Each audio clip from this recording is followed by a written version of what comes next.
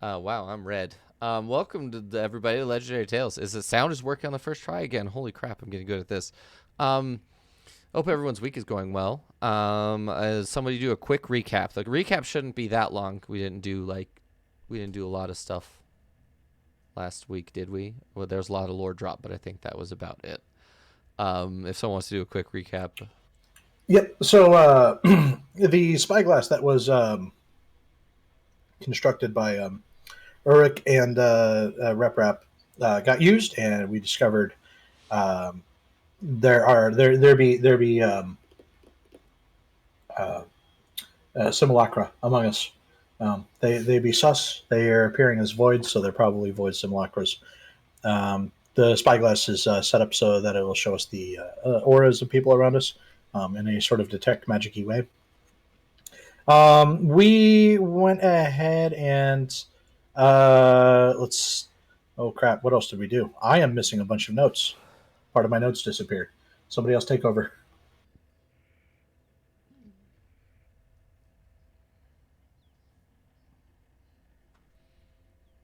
Where did you leave off? We found the I, spyglass. we, yeah, we found that Solson was a void simulacra. I'm missing a Yep. bunch of stuff that, like, I can't remember who told us we need to how to deal with the simulacra. Did we? We went all the way back to. That's right. We went back to the jungle temple. We crushed the front of it to get rid of the blood hunters. We went back down. We talked to Trusted Sister. Trusted Sister let us know that we can use detect magic on people that we suspect of being void simulacra. If they have no aura whatsoever, they've been a simulacra um, from birth, and effectively we could just kill them. Otherwise, we could just dispel their simulacra isms. Um, then we did some exploring down here while we're waiting for our Yeatstone to recharge. We found a pedestal. We found some power supplies around a factory. We turned on the factory again, got the pedestal up and running. It has three buttons on it. They say Cloud, Eternal Vision, and Shore, I think. mm-hmm. Shore, yeah. Nobody has been brave enough to use the platform yet, and investigating the platform and how it works. Rep called Lower Chicken Asshole. That's about it. That is right. And then I want to show you guys something cool for those of you that are interested. One of my map makers for my modern one I did for that Halloween episode, he sent me a t-shirt. It has my name on it. Fucking sick. Nice. Sick. That's really cool. So go say hi to Cthulhu Architect for me. He's fun. Um, it's 1 a.m. for him right now. So, um, yeah. Okay, so here we are. We're standing, not exactly in the where the map is, but this is everyone that's with you. Vajim is here. Bolo is there. You're waiting for your Yeatstone to recharge, which is about 3 days. You're still 3 days out because you just used it about an hour, or no, like 4 hours ago, 4 or 5 hours ago, I think, is the timeline. Um, then yeah, you guys are sort of standing at the pedestal with the teleporter. What are you doing? Is anyone doing anything specific? Sabas wants to dig in with her little pick, but is refraining from also documenting where they are relative to everything and Yeah. just struggling mentally as a whole. Well, this is a forge, and she is a forger. And Sure. there is a shitload of melted brass around. There is. There's actually a So, bunch of molten brass and then a bunch of like plating and stuff that's sort of recycling itself. Um, yeah, let's I don't know, forge some random doodads in her bored meantime, so she doesn't impulsively do things she shouldn't. sure. So you just want to go tinker and stuff? Yeah. Go I'm ahead. gonna ask. Go out to rep and go. You want anything you want forged? No, thank you. I could do that myself. That's fair. Fair enough. I'm just bored. If you want free labor, then right here. Um, Loershik, what are you doing? I would like to search the temple. Vidar, since this is your home, would you interested in joining while they tinker? Yes, I can join you. The thing about this area that I'm most interested in is if this is going to be where we yeet back to, because it is outside the protective runes. That means that, in theory, anyone else could yeet to this place. Yeah, but Which they'd mean- have to know about this place to do that.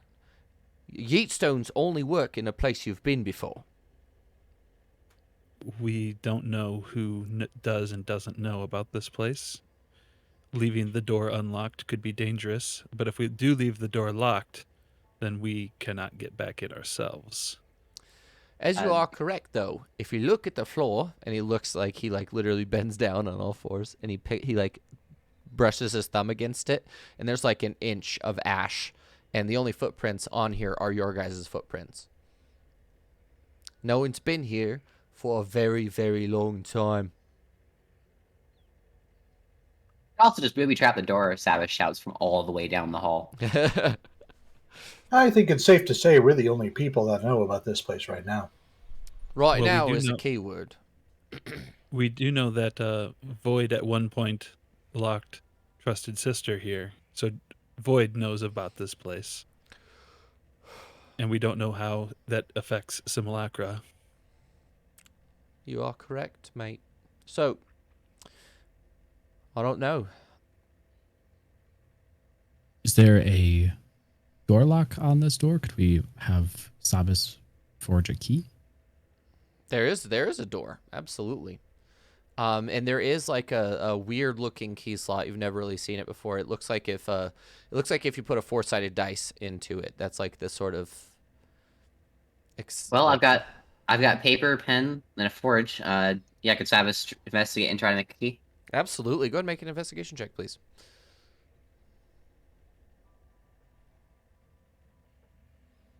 Yeah, you look into it and you're sort of like using your paper and your pencils and your charcoal or whatever you're doing to transfer like rubbings onto it. And it does seem that it appears to be like a sort of, I don't even know what you would call it, but it's like 2 4-sided dice if you put them on top of each other. So it's like a zoetrope. Is that what those are called? But it's like an 8-sided dice, but it's a 3. It's 6. It's like if you're to take a cube and then stretch it. I don't actually Yeah, know. I think I know what you're talking about. Yeah. I know the shape. I just don't remember what they're called. But it's the key essentially is just an enchanted sort of object that has specific runes on it that when you put those runes in there, that's literally you can turn the lock with it. But it's also enchanted to not be able to be opened by the spell knock. So as you investigate, you're looking at the magic. It's actually enchanted to be immune to magical unlocking. So you have to have a physical key in order to open the door. And forging one would require definitely, at least at minimum, technician's help when it comes to having temper and magic. It has to be tempered in order for it to work. Because as you're looking at it, it sort of has these brass and gold etchings on the inside. And you're looking at it, and you're looking... go ahead and make me Arcana check at advantage, because Technician is probably sitting there looking at it with you. 2 12s. Nice. All right. You're not really... Flash of genius. Oh, okay. So you add 5, right? You just straight up add your intelligence to it, right?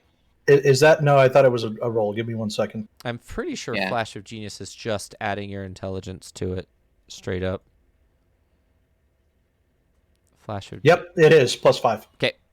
See, I know what I'm talking about sometimes.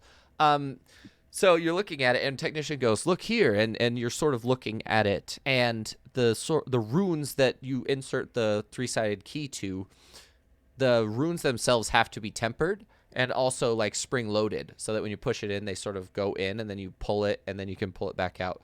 You know how they don't really put themselves in without they don't damage themselves, and the runes have to be made of temper. So Yes, I was going to ask Rep. Do you still have some leftover temper from making the spyglass? No, but I have leftover temper from other endeavors. All right. How much do you need? A couple ounces? 1, 2 ounces? If that, it- just for a couple of runes. See in here, she's going to point them out and sort of poke at them. I can forge the key. How about you make the runes, and then we can put them together? Yes, let us. and you guys are in literally like the best possible. There's not a better workshop than you could be in to make this key specifically. Okay, so while Technician and Sabas are making this key, it will take you about a day. I'm just going to let you know that it's going to take you about a day to do it. As we're going to fast forward through that. But what we're going to do for now is while you two are crafting your key to this door, Loershik and Vidar, what are you up to? You were investigating the temple. Vidar, do you remember any of this place? No, I mostly remember only what was shown to me by Best Girl Twisted in a Sister? vision. Oh, best girl. Wait, she showed you this place? Yes, that was the primary reason that I remembered that this was in fact where I was built. Oh, I see. Well, It was where shall we begin then? many years ago, and data gets corrupted over time. Can we like restore your hard drive? I don't think that my memories function the same way that technicians do. Perhaps there's a backup. Is there a backup in? I don't know what backups are. Well, no, you would understand the Shall we idea. begin exploring? You'd understand the idea of redundancy, like as a whole, when it comes to like just systems in general. Think about it. You came from a culture that is heavily dependent on communication and like backing up systems and cave-ins and like all sorts of things when it comes to engineering and things like that. You would absolutely understand the concept of something having a secondary version of itself, or like something you could fall back to, you know, whether it's defensively, Got it. strategically, anything like that. It's the concept can be applied in multiple ways, and you would understand that as your culture sort of exists in a state of this is what happens if this happens and things like that. Because Daha Koan is built sort of on a very large scale sort of fault line, and yeah, it's lots. There's lots and lots of stuff that's involved with that, and I know for a fact that you would understand the concept that there could be another version of him here, or like prior versions that you could investigate if you'd like to. Are you guys investigating the temple above, or are you going to go like around the workshop? Because the actual like work floor, the large factory floor, has a bunch of doors on the outside of it that you didn't really explore initially because you weren't looking for a door in the way that you understand that doors work now in this area. Because the door that leads to the outside is a very large panel that has a bunch of runes on it, but it also is very similar to the rest of it. The only reason you realize it's a door is the fact that it has a massive locking mechanism on it. The other ones have that same sort of locking mechanism, but it's on a much smaller scale, which you can assume that you can only access from inside the factory anyway. Or at least they have this like a smaller version of that key if you want to look for like different versions of the key, like the smaller versions if you'd like to. Because I assume that over the day, at least the minimum the day that Technician and Sabas are making this key, you have been looking for basically anything. Like anything and everything between Bolo and you and Vajim and everything. Vajim has just been investigating stuff as a whole because she's very clearly a maker, like a crafter, like a Technician is, or she's at least that sort of background. So what would you like to look for specifically in your sort of day that you have to investigate things? Vidar mostly wants to find other like in progress Warforged. Okay. Maybe ones that are less temper, made of steel or something like that. Okay. Since in all the visions that I've seen, the factory is filled with like billions of them. True. You are right. Loershik, I want to look for. okay. I want to look for any more doors since we saw our door that we just went through had runes around it.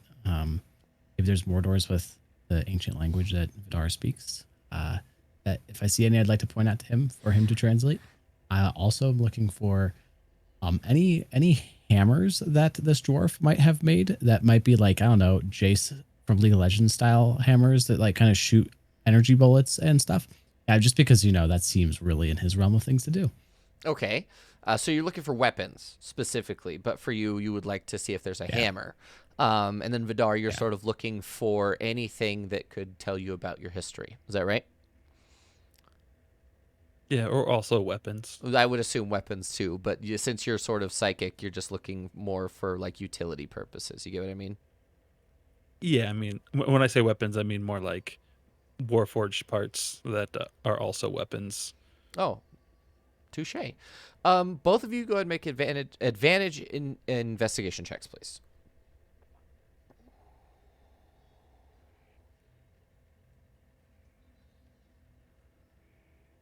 Okay, Loershik. I need you. High or low? Low. Okay, go ahead and roll it for me. Roll it for me.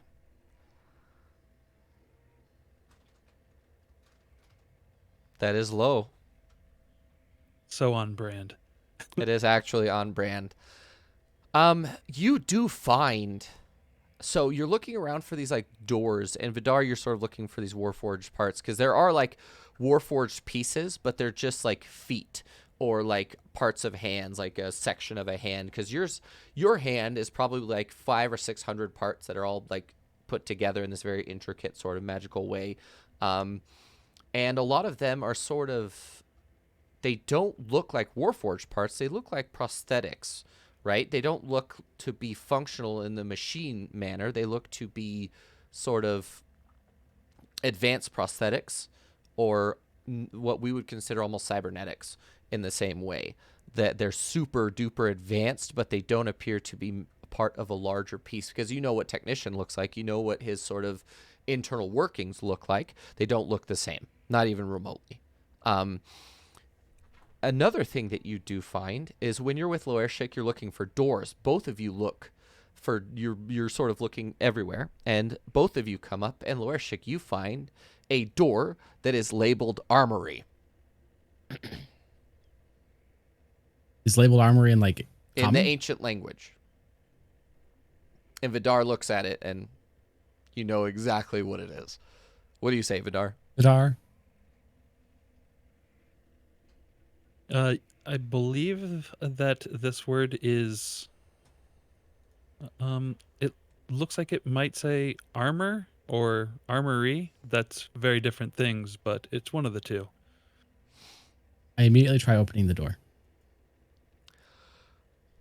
You go to grab a handle. It has a sort of piece of steel that's been welded onto it that you can pull on, but it appears to be locked in some way.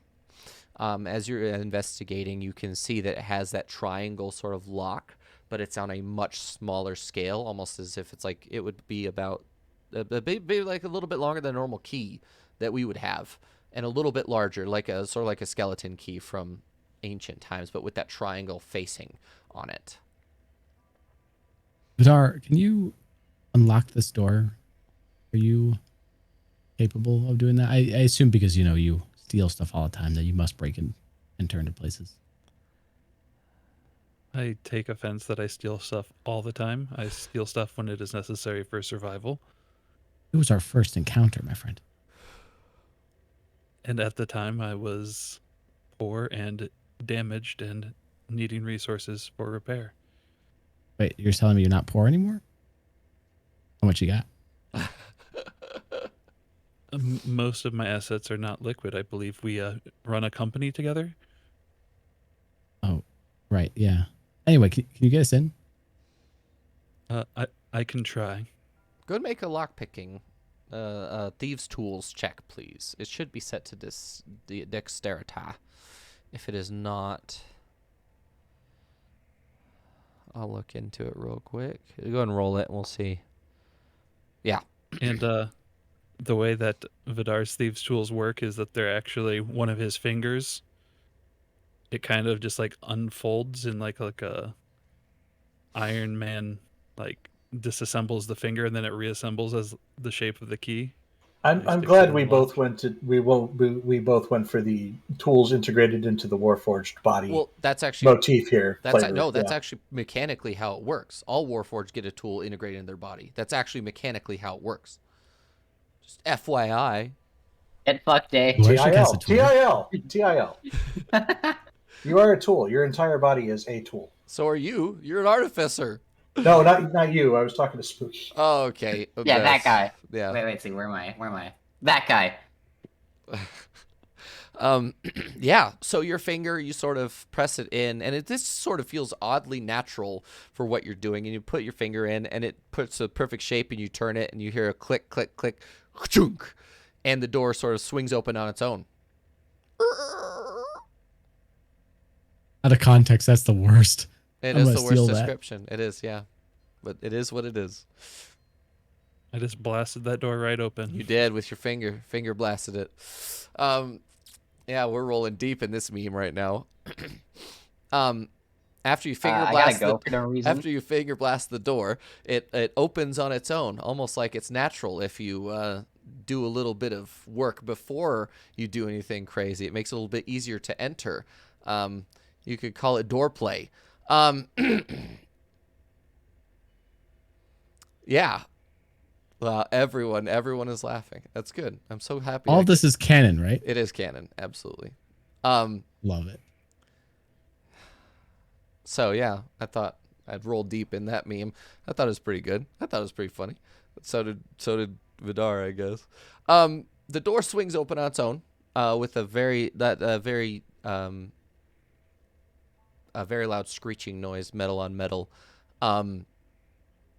Yeah, the door is open to this, and the smell of humidity hits you fairly hard. It smells very humid. This whole factory doesn't smell like really anything except for like grease and metal, because metal has a smell when you machine it. But this room smells of humidity, and you sort of feel like the sort of overall humidity changes as soon as the door opens. Vidar, I've never asked, can you smell? You smell that? I can analyze the particles in the air. They can And this smell, they just don't breathe. They have senses. They still have senses, but they just don't need to breathe. Well, let's That hope that seems nothing in here is unusually rusted. humid. This is a Yeah. warm area. I would imagine that any water would normally escape when possible. So they must have been trapped in here for a long time. Aren't we underneath the jungle currently? So perhaps we should proceed with caution. Maybe there's an opening to the outside in here that we didn't see before. Is it lit in here? The room that you're looking, the door is sort of cracked, and it does not appear to be lit.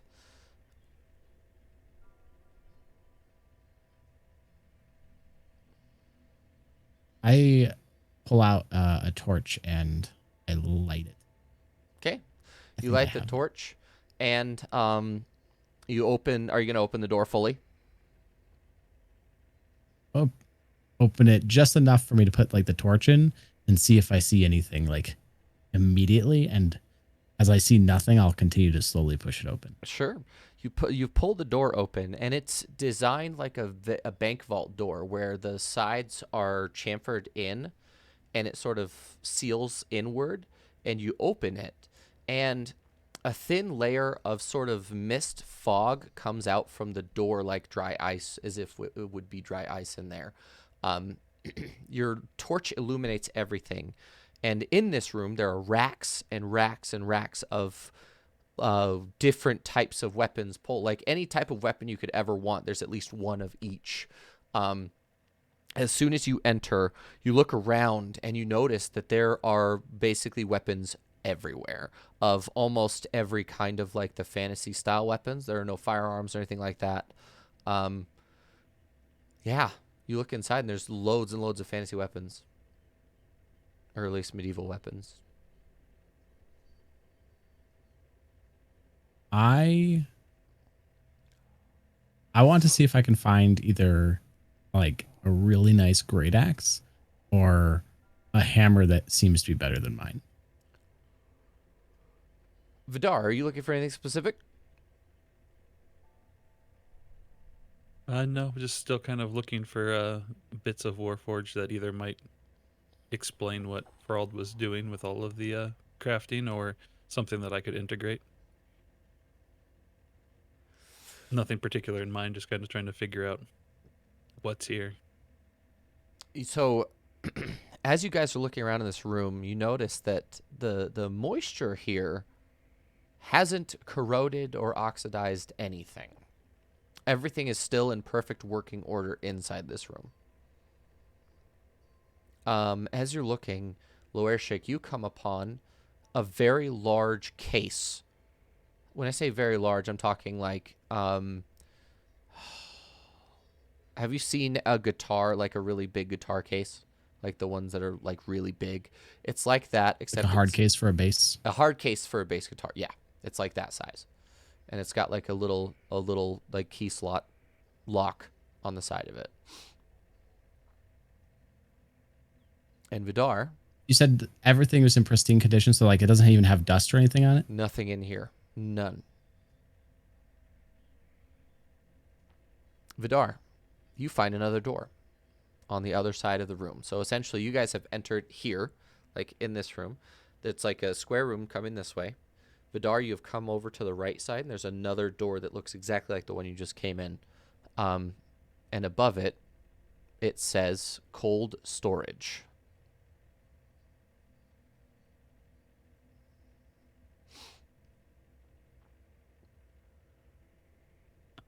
I don't think that there's any more weapons behind this door, but cold storage seems like the kind of thing that might be useful, what we were discussing earlier. Perhaps not meat, but we should see if we can find you a weapon. There are many choices here, it seems. What do you think there's weapons in cold storage? No, I believe cold storage would be spare parts that are not necessarily immediately needed for use. Oh, did you say there's a table in the center of this room? There is. There's a large table with your case on it in the middle of Okay. the room. Vidar, can you help me unlock this case? I don't have your finger. I can't blast this one. I shall give this one another try as well.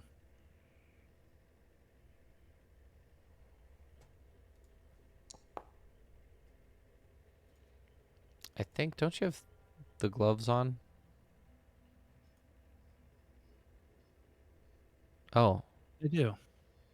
wow. You should have The another +5 to that, by the way.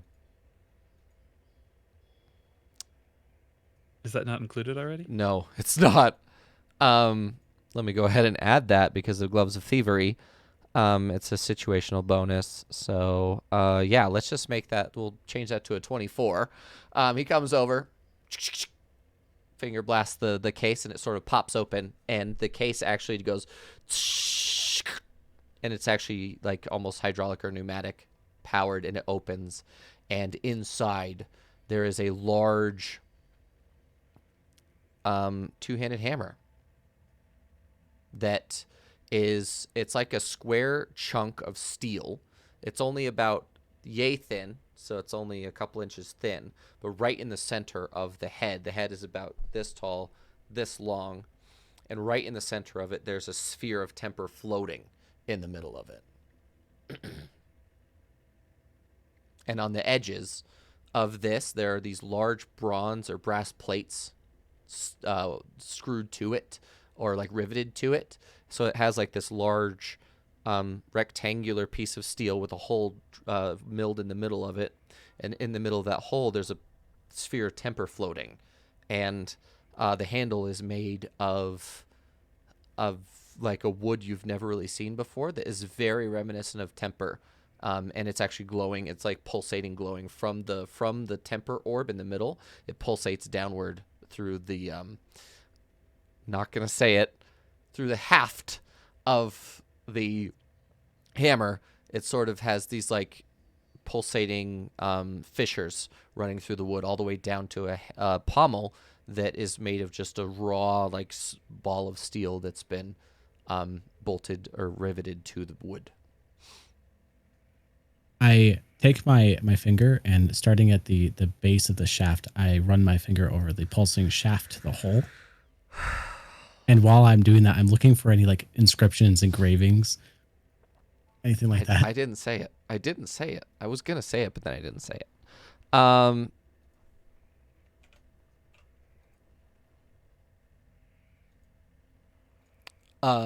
So as you run your finger along it, the sort of energy, that the temper colored energy pulsing through it is, your finger sort of draws a line all the way down, and it fades after a couple seconds.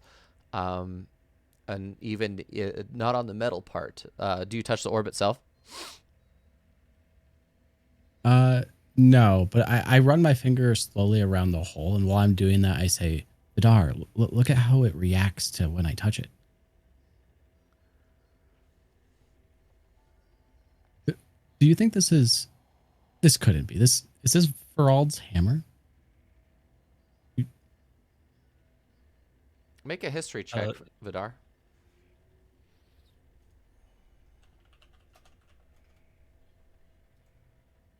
Is it a fail? And can I re-roll with one of my psychic dice if that's the case? Yeah, sure. Actually, when I roll, it adds whatever I roll to that. If I can find the button. Is it a D6 or D8 or something? D4? Yeah. Plus D8.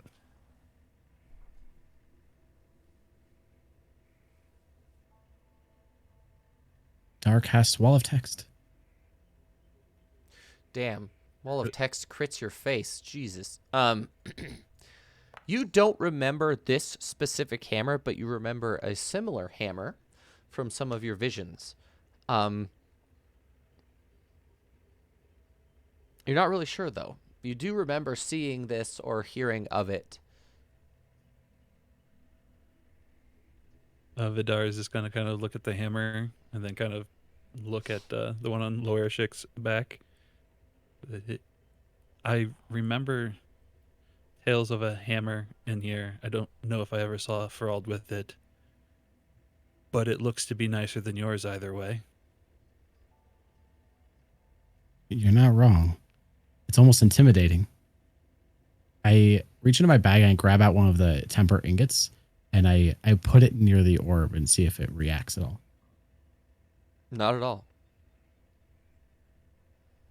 I put it back into my backpack and I take my finger and I poke the orb. It sort of and I moves. turn into Jade. It sort of moves but doesn't touch the edge. Like, you can push it as hard as you want. It's like it's magnetically opposed by the steel that's in there. I just look over to Vidar and then back down to the hammer and use both hands to lift it up and see what happens. You pick up the hammer and you're looking at it, and you can feel this thing sort of, I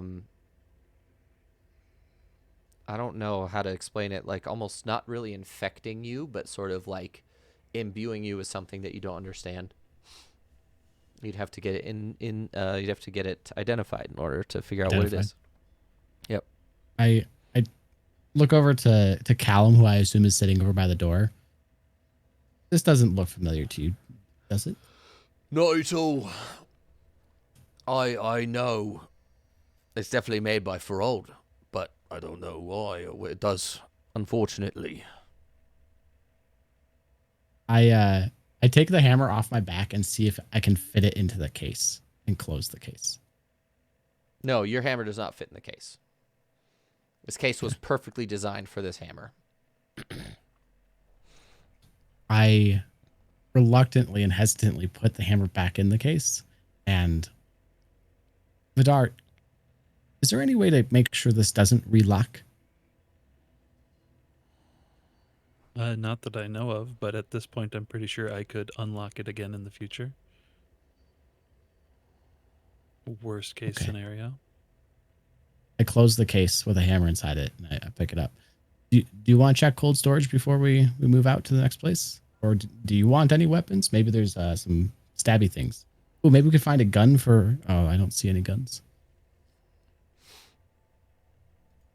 Yeah, we could try cold storage. So go ahead and make me a lock these tools check, please. I want to see it. I want to make sure it works. The +5 I gave to you. Yeah, it does. Oh, ++5. I need to change the text on that. Lol. Edit if no, I don't want the gloves. I need the thieves tools. 5. There you go. Okay. So you go and you pick the lock on this door. This one is not open on its own. So what are you doing? I'm gonna pull open the door on cold storage. I assume cold is a metaphor here.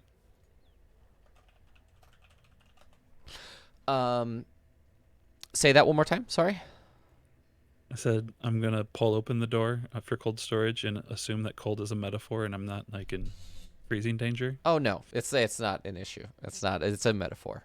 You open the door, and what's in front of you? As soon as you open the door, you hear a choo choo choo choo choo as lights turn on for about 300 feet, and you see shelves upon shelves upon shelves of Warforged. Quick math, 300,000 of them. Are we talking Warforged as in Vidar or Warforged as in Rep? Warforged as in a much more sturdy variant of Rep.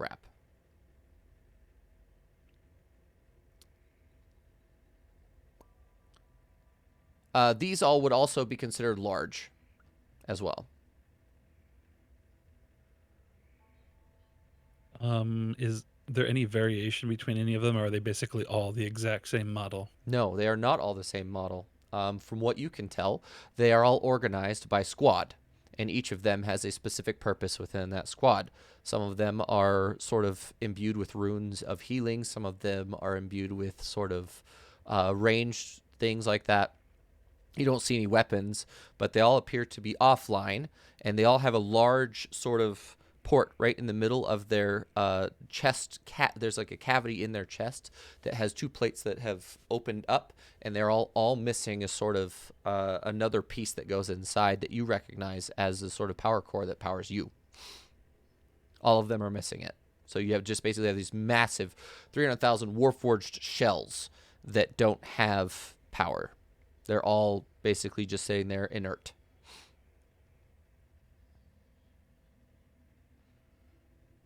Fascinating. There's a couple of them in here. And Loeshik, I assume that you like picking up your case and you're like leaving it there, and then you turn around, and you look in this room, and it's just like you're just having a moment where you just. Are they alive? These are not.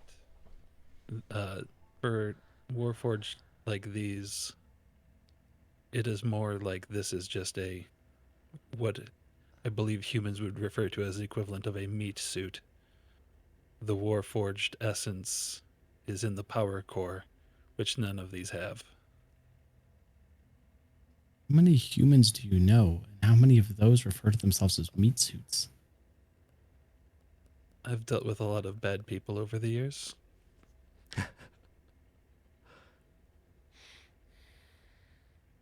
Do like any of them look damaged? Not at all. These look to be pristine. Do you think that these are healed because of the self-regenerating factory, or do you think that these were never activated? I imagine that the core that powers them is probably the hardest part to make. And so the factory building the bodies was ahead of the core manufacturing. And with Furled not able to integrate them when the factory ceased functioning, they just remain here. Interesting. Well, maybe technicians need some spare parts.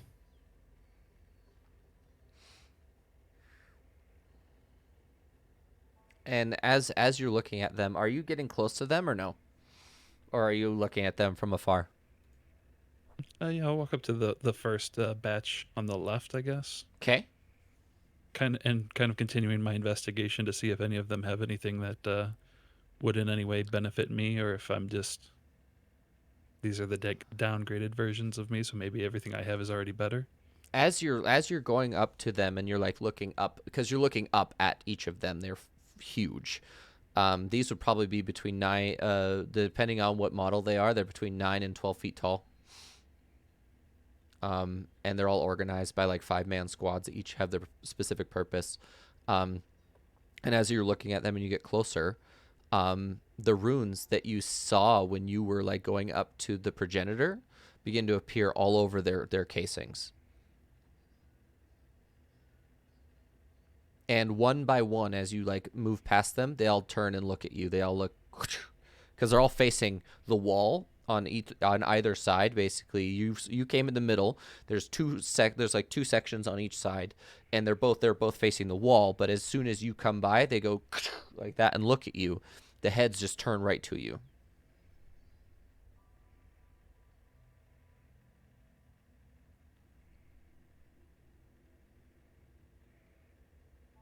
And as you walk away, they sort of they look straight back forward again.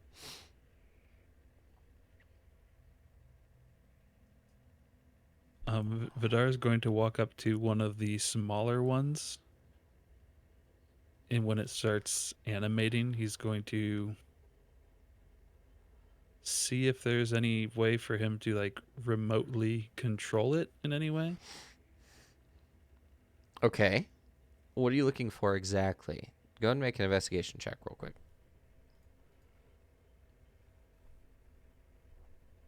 Mostly just trying to see if there's any sort of like,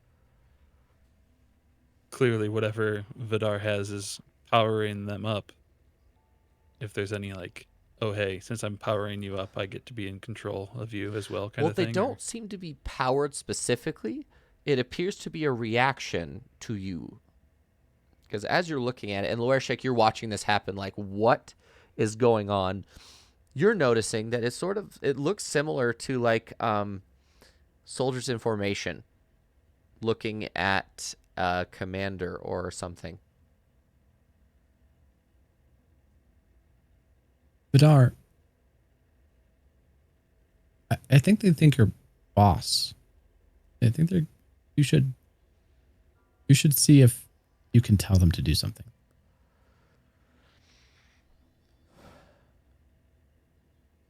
Vidar kind of looks at himself and looks at them and then looks at Horishik and says, yeah, I imagine that the way that we are built, that would make sense. And the one that he's standing next to, he says, do you have any reports? State your identification. Identification. Unit. Y. Zulu. 849. Designation. Repair.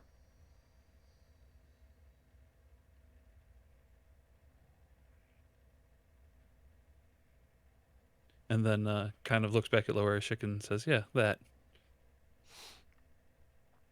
So if we get enough temper to use the factory to make power cores, I just kind of like look down this 300-foot hallway. We have a Warforged army.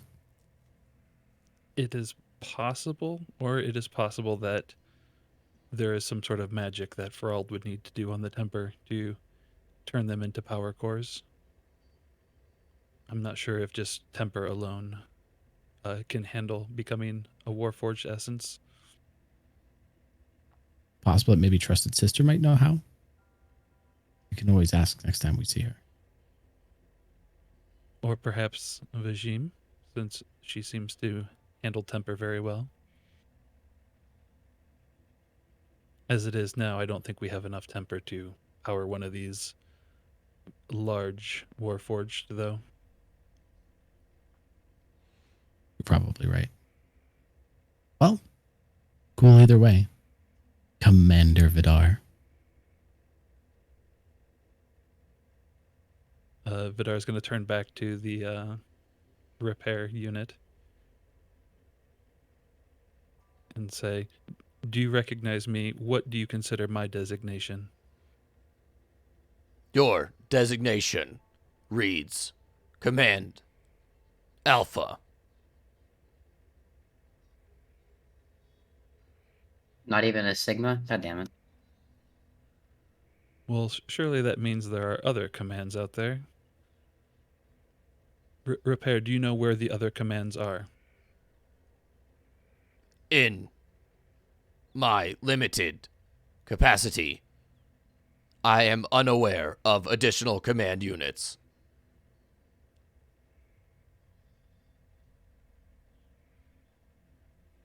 Well, at least we don't have to face any more of myself, and there's no competition at the top.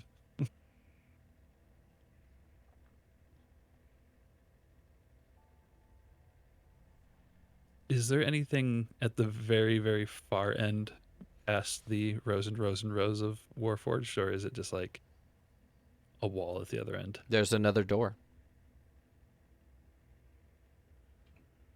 At the very top of the door, it says deployment.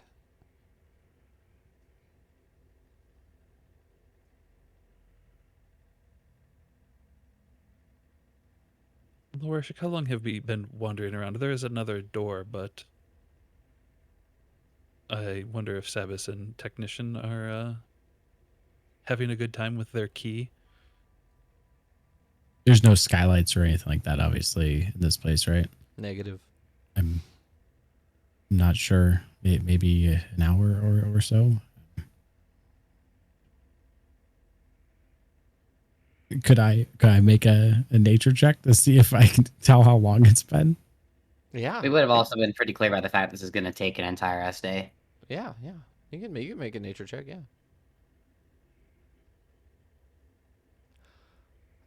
It's been about an hour and a half total. So you guys got here early in the morning. It's probably about early mid-afternoon, 3 o'clock, 4 p.m. ish. You can tell because you're getting hungry. If I had to take a guess based on my what my stomach's telling me, it's mid-afternoon. We've been separated from the group for about an hour and a half now. Are there any labels for all these units? He said his designation was repair. Is this entire group repair? Does it say that on the sign? I've been kind of looking around. Vidar is just going to walk to the next one in the row and say, "State your designation." Designation. Unit. Unclear. I appear to be damaged. Or decayed in some form. Last known designation. Archer. No specific unit number found. Vidar is going to step away to the point where it deactivates again and say, "I believe this is why it is cold storage. Not all of these are in complete condition, even though they look complete on the outside. Some may be missing more than just the power cores." You mentioned that you were Command Alpha. I'm just curious if he recognizes you as a commander, if these other units might recognize a different commander. Is there another Vidar that we have to know about? Actually worry about? He said that he did not know of any other commanders around, but that may be limited knowledge. I also am unaware. What does that door down there say? That says deploy. That could mean multitudes of things. It could be where the ready to deploy units are, or it could be where units go to deploy. Either way, that's most likely a way out, right? it as either a way out or a finishing room with a different way out. Perhaps we should head back to the group and see what we can do to support them making keys. And if they can find a way to craft keys, we can restore both these doors back to their original state and get keys for these ones as well. They all kind of look like triangles, so perhaps we only need one. But we should probably go and see what that room is with the rest of the group here. It would seem that keys for any of these rooms would not require the same amount of magic as the runed door. These ones seem to open much easier. That's good to know. I turn around and walk back into the armory and just kind of pick up the case and say, I'm ready to go whenever you are, Vidar. And Vidar follows him and says, I like how you immediately assume that is yours for the taking. I'm just borrowing it. I want to see if I want to see what happens when I smash someone with it. Honestly, Vidar, our little secret. I'll let you touch the shaft. 300,000 others. Good point. I just tighten my grip on it and I walk towards Callum and the door leading back out into the main workshop. Callum sort of looks down at you, says, "Did you just fucking say you're going to keep that hammer a secret? What's wrong with you?" Secret? No. I fully intend on taking it back to Technician and seeing if he knows anything about it. And then I'm going to smash someone's skull with it. Maybe Bolos. Maybe I'm kidding. Not Bolos. I mean, if you'd like to try, the man's quite beastly. I mean, he has no neck. Have you fucking seen his neck? It doesn't exist. It goes right from his neck to his head to his shoulders. He's like a little Casimir. No, I've seen he's it, so but much more muscular than Casimir. Casimir is like, if you take him and stretch him real long and then lose a little bit of weight, I think it would be closer to Casimir. The only thing that's scary about Bolo is that he makes things explode. I could just put my palm out and he can't get closer than the length of my arm. I mean, you could always challenge him or something if you want, but it's your funeral. Maybe for another day. Your funeral. We seem to be having a good conversation these days anyway. Right. You said you should probably get Vajim to go look at the boys too, in the back, probably. That's what you said, right?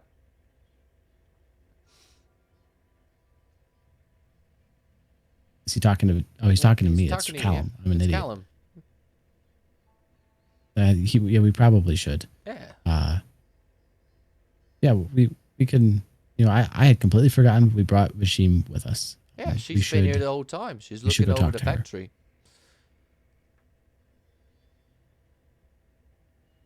I yell out to the factory. Vashim, are you nearby?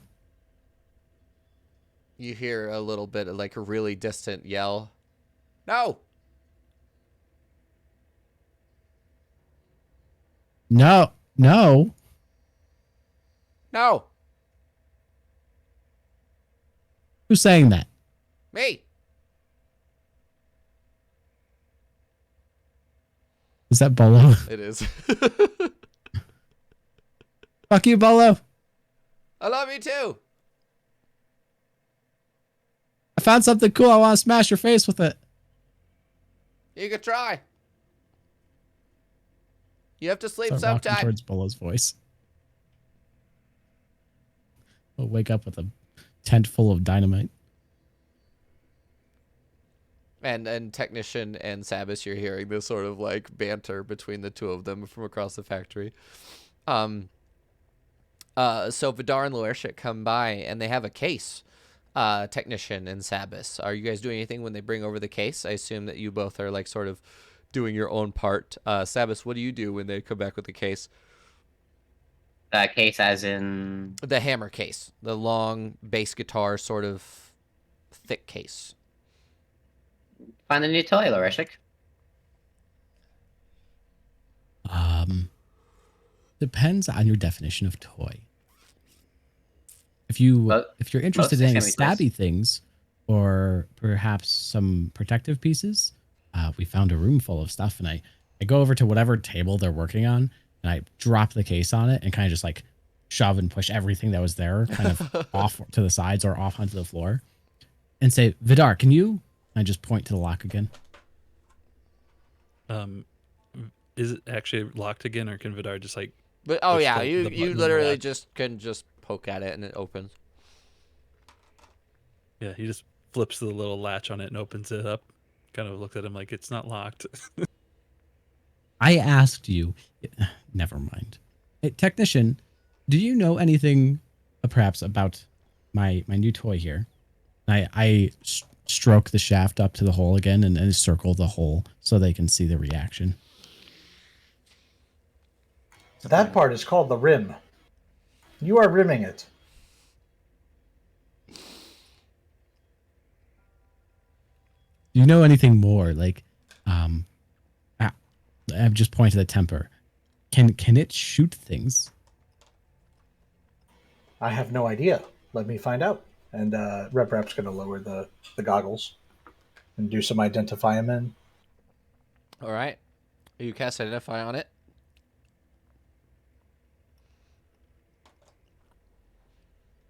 Its actual name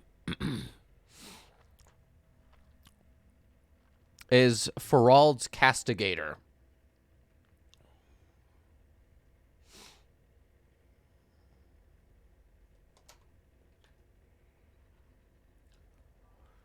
It is a +2 Warhammer that has 2 charges per day. You can expend 2 charges.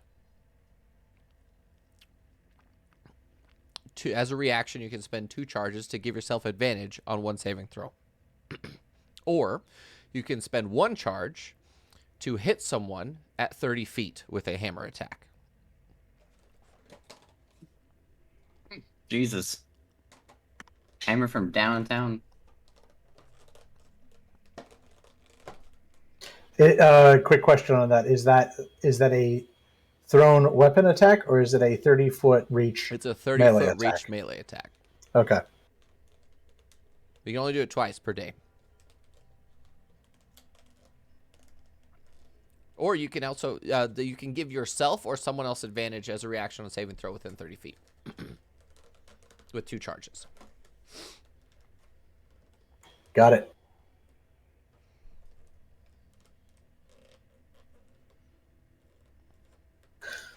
Well, this is a named hammer. It has charges, and yes, it can hit things at a distance.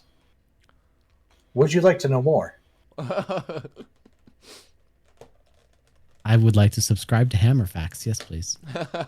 Did you know that hammers were invented to hit things?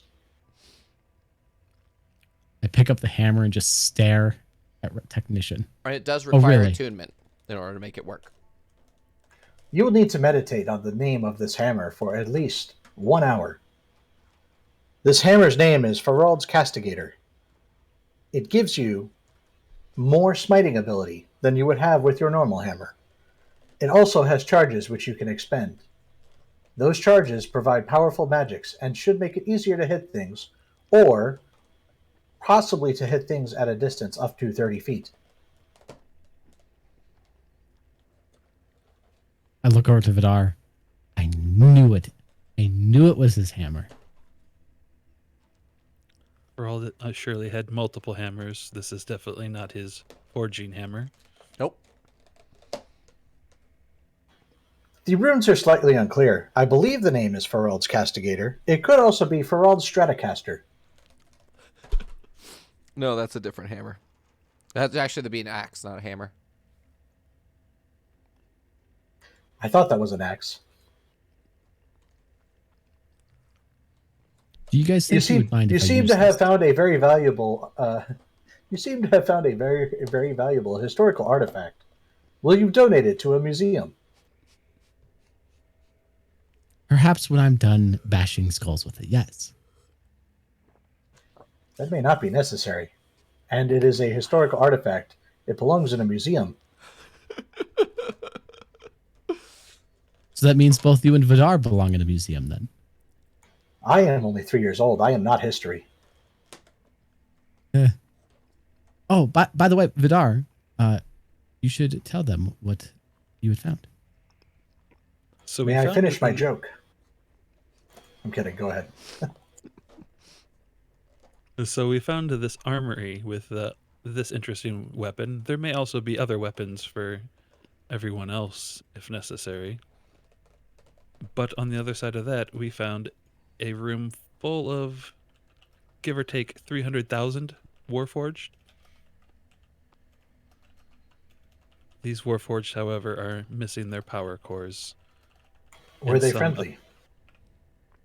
They seem to view me as their commander. So they would be allied at the very least. However, they are missing power cores and some are missing other parts. And they appear to not be functional at the moment. Did you find a room labeled power cores and other parts? No, I imagine that power cores would not be stored outside of Warforged, as they are more of an asset than the bodies. Very, very unfortunate, as seems to be some convenience happening with a person who wields a hammer finding a sick-ass hammer, and a person who definitely probably should lead an army finding an army.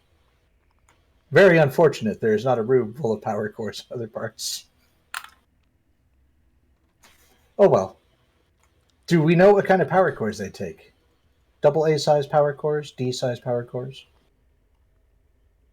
They appeared to have room for standard Ferald brand power cores, and Vidar is going to kind of pull open his shirt and push a little button thing on his arm, and his chest opens up and his power core is exposed.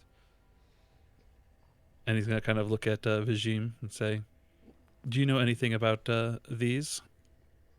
She walks over and looks at it and looks at Technician and sort of waves Technician over, as well as pretty much everybody. You all look at it, and it has this large sphere of raw temper that is glowing, but only because temper looks like a Damascus steel, which is like light and dark, but the light parts are actually teal and aquamarine, and only the light parts are actually glowing as he's doing this. But also around that power core, there's another like shell made of brass that is sort of floating about a quarter of an inch around it, and they're rotating in different directions. And as you're looking at it, it's sort of arcing energy, not really lightning, but sort of wisps of energy are shooting off into the rest of Vidar, into these sort of conduits that are built into him. And as you're looking inside of him, Technician, will you make a perception check, please? Because you're about the only one with proficiency to notice what's going on. Just like the key, there are triangular pyramid sockets behind that link directly to his shoulder blades and spine. There's 2 in the spine and 1 in each shoulder blade behind the power core. You can see this sort of triangular sockets that can accept additional modules inside his body. Interesting. You appear to only be at partial power. That would make sense. And Vidar kind of holds his hand up and materializes one of his psychic blades in his hand. And on the inside, like all of like the glowing power that's like going into his arms kind of like dims. Like it's kind of like when you turn on the vacuum or something like that and the lights in the house dim kind of thing. Like there's too much stuff associated with that specific circuit or whatever. Yeah. So basically you're looking and he's missing something. You're not really sure what it is, and it would have to be a long process to figure out what exactly they are. But you can assume at this point that there's probably more to Vidar, just like Technician, but in a sort of different way, that you're unsure of what their purpose is. And Vizim looks at that power core and she goes, "Well, I believe I could make something like that. Not really sure what magic goes into it. I assume that we could take it out and identify it with the technician's assistance, but I'm not really sure the We process. could, but then we would be powering down the Vidar. And I It would be the same as if Bolo allowed me to disassemble his weapon. don't think that'd be a good idea. But if we can find the voice of Forald, maybe he could talk to him. Get what I mean? And upon Vizim saying, "Hey, maybe we could take it out," Vidar pushes the button again, and his chest cavity snaps back shut. And says, "Yes, we should find the voice of Ferald." I was just saying, Vidar. Don't worry. We're not taking you apart or nothing. We're just talking. However, Vizim, you seem to be able to handle temper quite well. If we were to show you the room of Warforged, would you be able to analyze if you could build something, or perhaps find parts that are missing from me?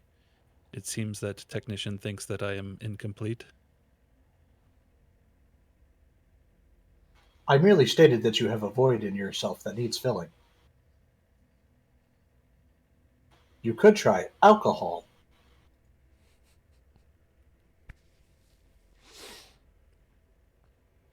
I'm not sure if alcohol reacts well with psychic energy. But it is commonly prescribed for voids. Anyway. Ooh. So the second sailor signals back. No, you adjust 5 degrees to the north. I am a lighthouse. That was the end of the joke, Sabis. There was an interruption.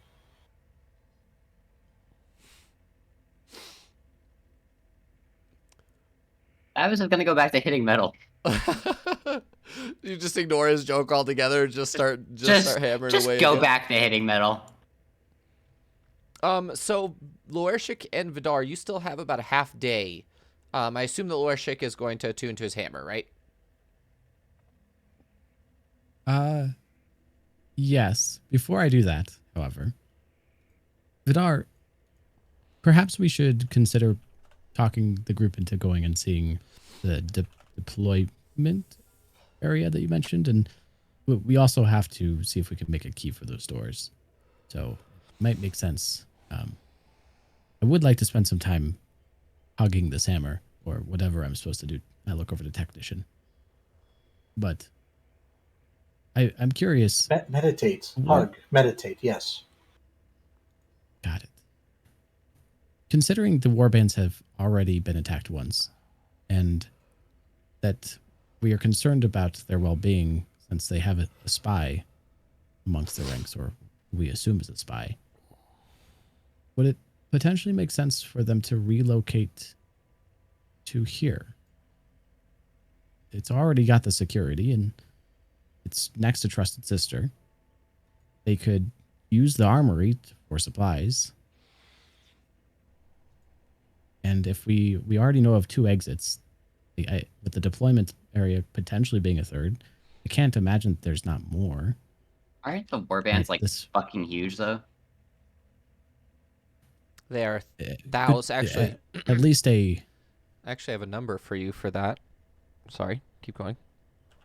There's more than 3. At least a headquarters, a base command for Stanislava and the leaders.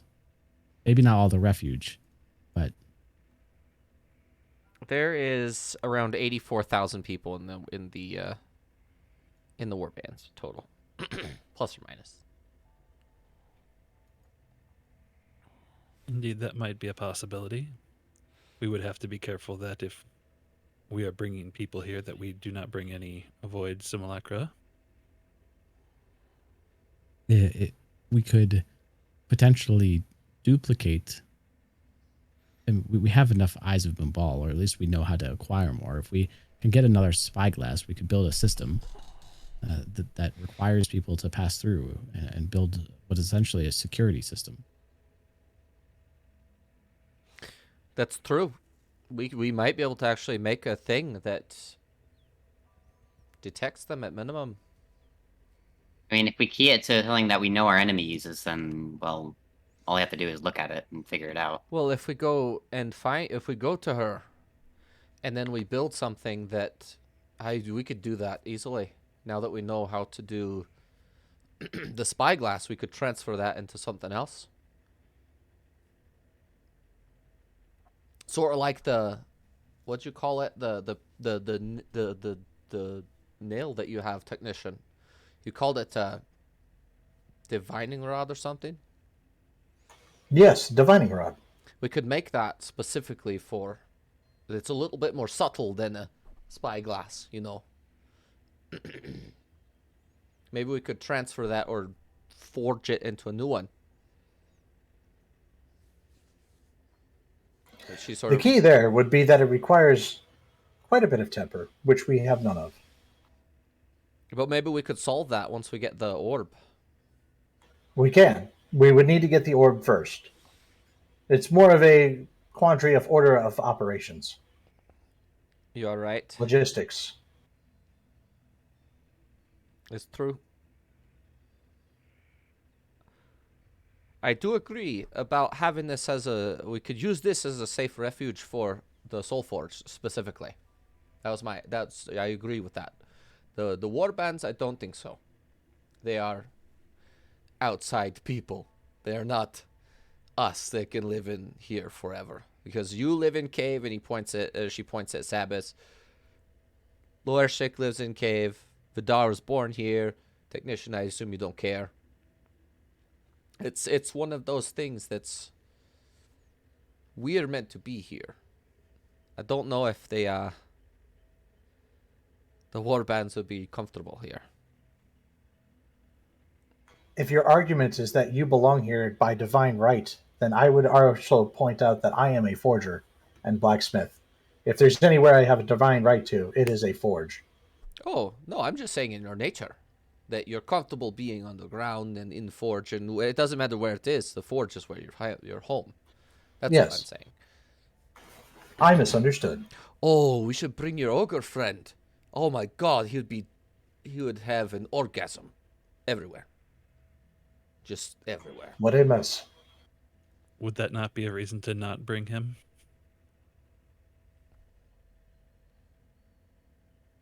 No, it makes sense. He would actually be able to get a lot of work done.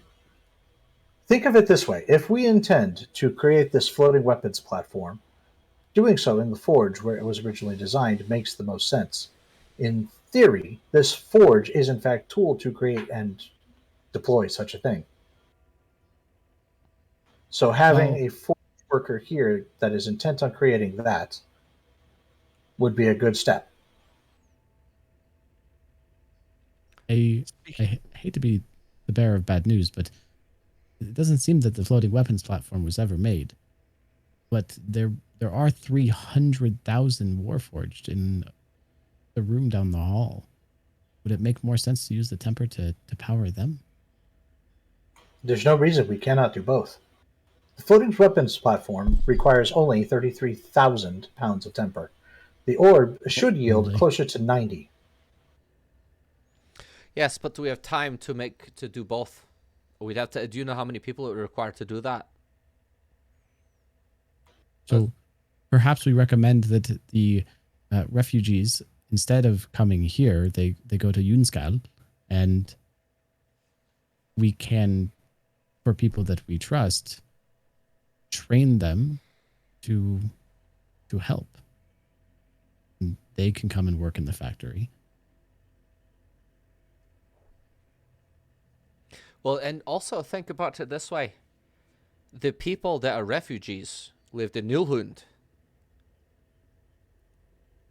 They probably know a lot about temper to begin with. And they are most likely being persecuted for being arcane magic users. So bring If there was to be a workforce that we could mobilize to make a bunch of power cores, it would be them. Do we know of any wizards at the warbands? Maybe they could set up a permanent portal or something to here. Extend that platform out that has a teleporter on it. Maybe go about back and forth willy-nilly after we deal with Solson. I may have talked to a few. I do not recall immediately. Oh no, you definitely have notes about like people that are at least wizards or not necessarily enough to be like teleport powerful, but at least the people that make the yeet stones are powerful enough to have the ability to cast teleport because they're the ones that sort of manufacture those. Um, yeah, and I think we are on. Didn't we save somebody? There was a mob of French art stadions, and we rescued a sorceress. Oh, the gold dragon lady. Yeah, that one. What's her That I name? forgot the name of. Darcy. That's what they call her. They call her Darcy, but her actual draconic name is something she keeps close to herself. So, um, just checking to see when my food's gonna get here, and then I would like to take a break as soon as that. Yeah, you get what I mean. Closer to me being able to eat. That's what I'm saying. Okay. Reasonable expectations during a D&D session. What is this madness? Because we are on schedule for a break any minute now. Actually, oh, he's on his way here right now. So we could go. Let's go ahead and take our 15-minute break. We'll be back in 15 minutes, and we will see you guys then. See you in 15 minutes.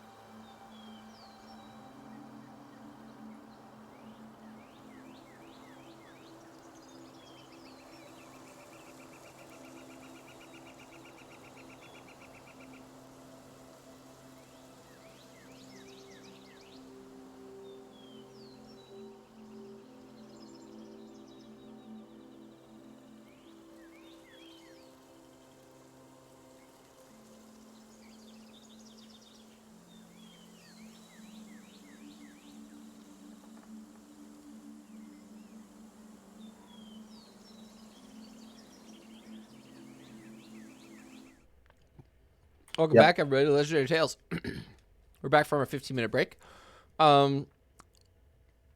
So far, they've investigated the factory. Lorshik found a really cool hammer.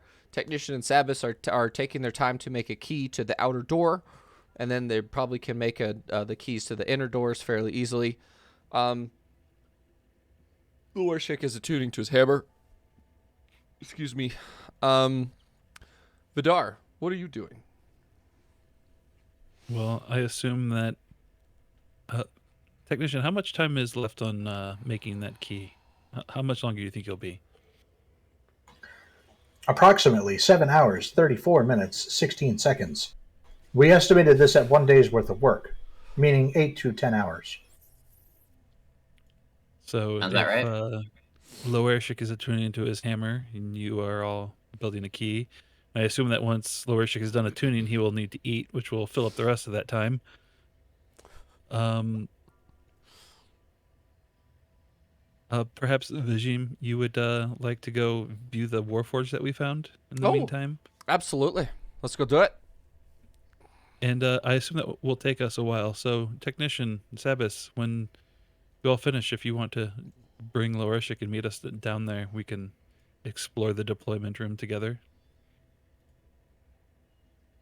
While I'm attuning, I'm kind of sitting where I think meditating looks like, with the hammer. Like I'm sitting cross-legged. The hammer shaft sits like between my legs, going in front of my face. I'm just using two hands and I'm just stroking it with my eyes closed.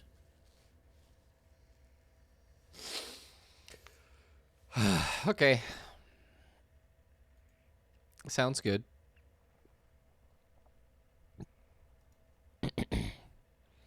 By the way, I updated your character sheet with it. We'll have to add new actions to it and stuff, but we'll cross that bridge when we get there. Because I'm not worried about it for now. So Vijim and Vidar, you both head. You go to the soldiers. You go to the toy soldiers. You get into the room with all of them, and she just looks at it and goes, "Good God. This factory made this." Yes, it seems to be that most of them are missing just the power core, but a few are missing other components as well. I can see that. If you look at the back of them, they have like whole plates missing and things. Some of them, she's like pointing it out, and it's becoming more apparent that like there are sections of some of them missing, but it's like 1 in like 10.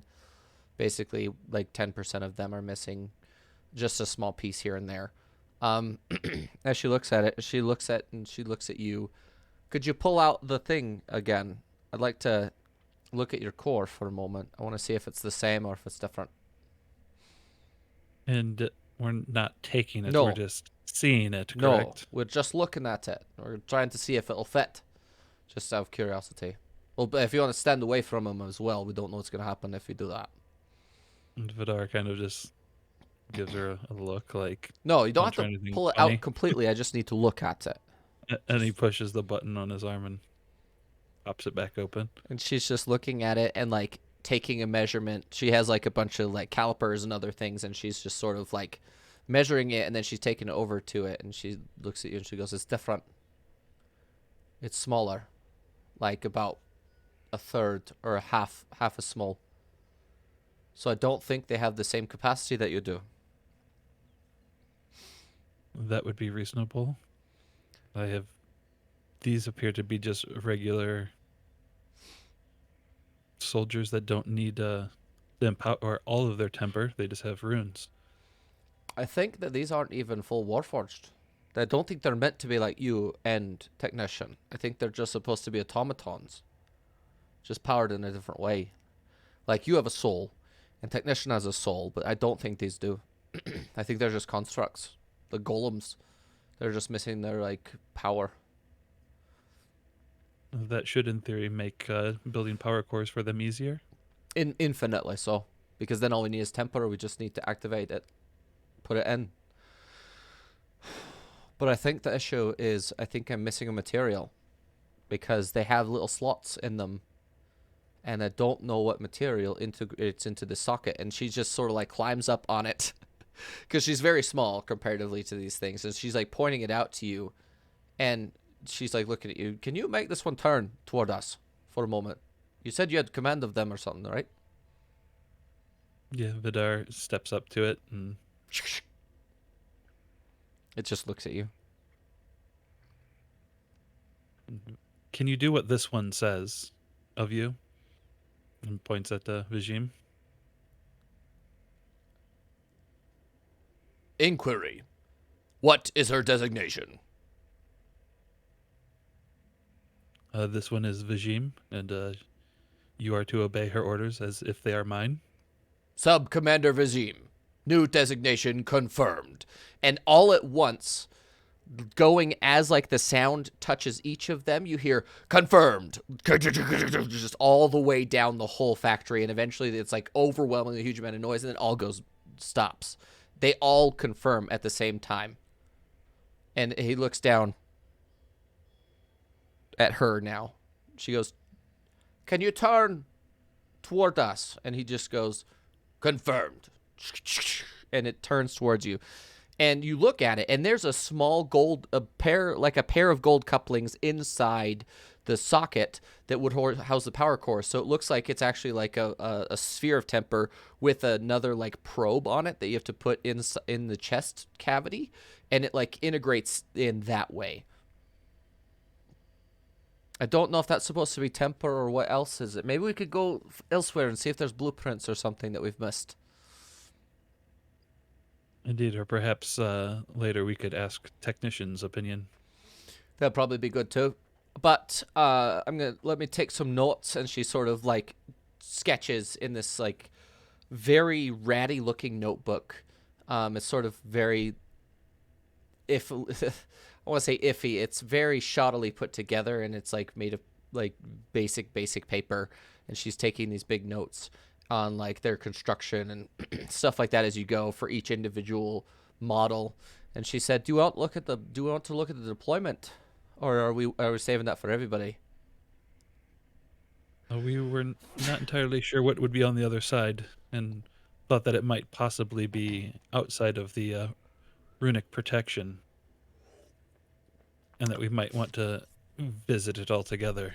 I don't believe so, because if you look at it, and she like goes to the far edge of the room, because you're on the north side of the factory and that teleportation areas, and on the west side, and she pulls out and folds out this piece of paper that she had jammed into her notebook, and it actually gives you like a really detailed like dimensions of the factory and the sphere going from that center console that you could turn the shield off all the way to where that is. You guys are you're within like 100 feet of the edge right now.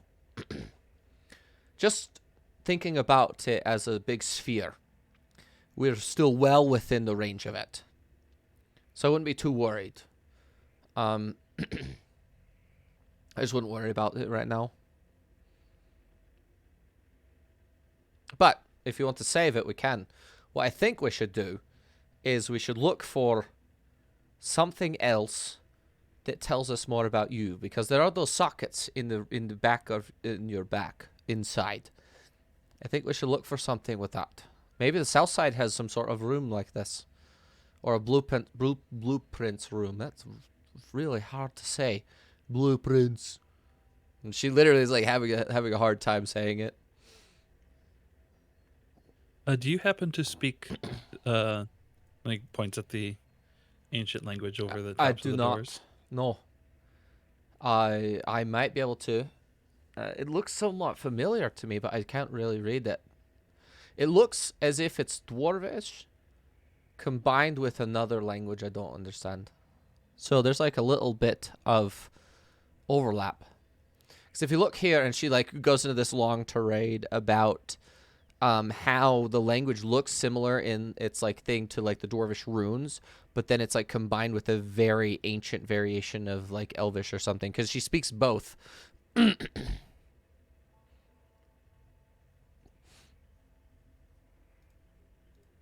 And she's like goes on a 10-minute thing about, hey, they could be both. It could be both of them, but she can't really read it because it doesn't make sense. The letters are like opposite and stuff like that. Um, so That is fine. That just means that when we are looking, we'll have to stick together. I appreciate that. Should we go to the south side? There might be a door on the other faces as well. Indeed, this is actually the first room that we found, conveniently. Yeah, it's quite We have not looked through any of the others. fair enough. So which side should we go to? I agree with your assessment of the south. You guys cross the factory over the 15, 20 minutes it takes you to get over there, winding through all these tables and these big machines and things that are dormant. And you get to another door very similar to the one up north, but this one isn't locked. It's just open, and it has that same sort of like welded flap on there. There just appears to be like a latching mechanism on the inside. You basically put your hand in, and then you go up and down, and it flips a latch on the inside of the full, the inside of the little socket. She sort of pulls it open, and you look inside, and it lights up to this large additional sort of warehouse or sort of storage area. Except this one has large wooden crates on it that have no labeling, and they all appear to be pristine just like the rest of the factory.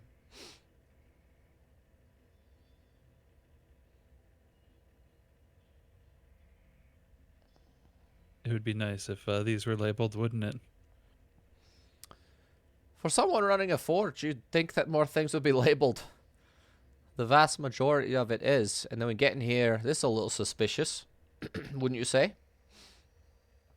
Unless this room has a singular purpose and anything in this room doesn't need to be labeled because it's all the same, potentially. Ooh, it's a good way to think about it.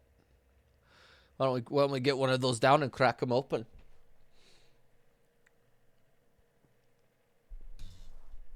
Are you able to actually sense temper with your powers? I Or am. Only... And there's a little bit in here, but it's not in this vicinity. There are different things in here. I can feel it. But the temper's in the far back. Should we start there, maybe?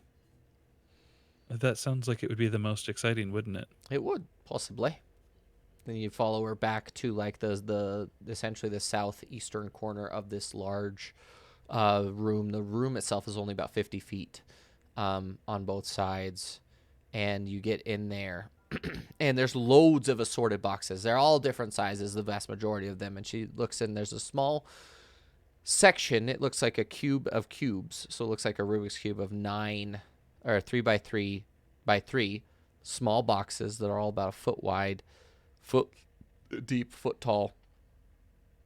She pulls one of them down. That they're in here. Whatever's temper's in here, I don't know.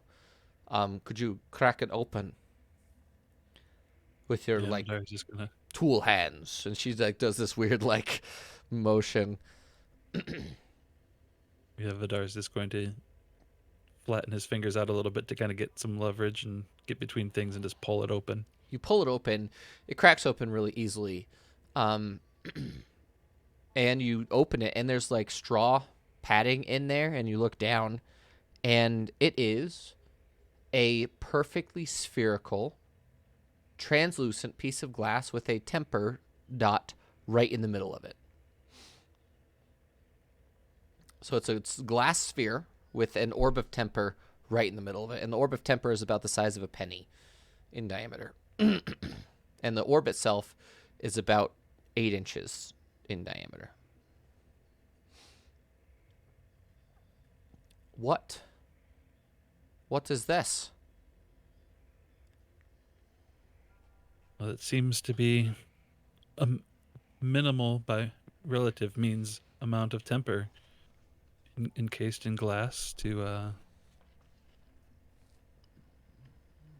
perhaps it's a conduit, or just maybe to fill space.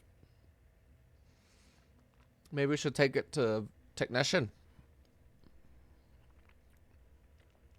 You took enough notes in the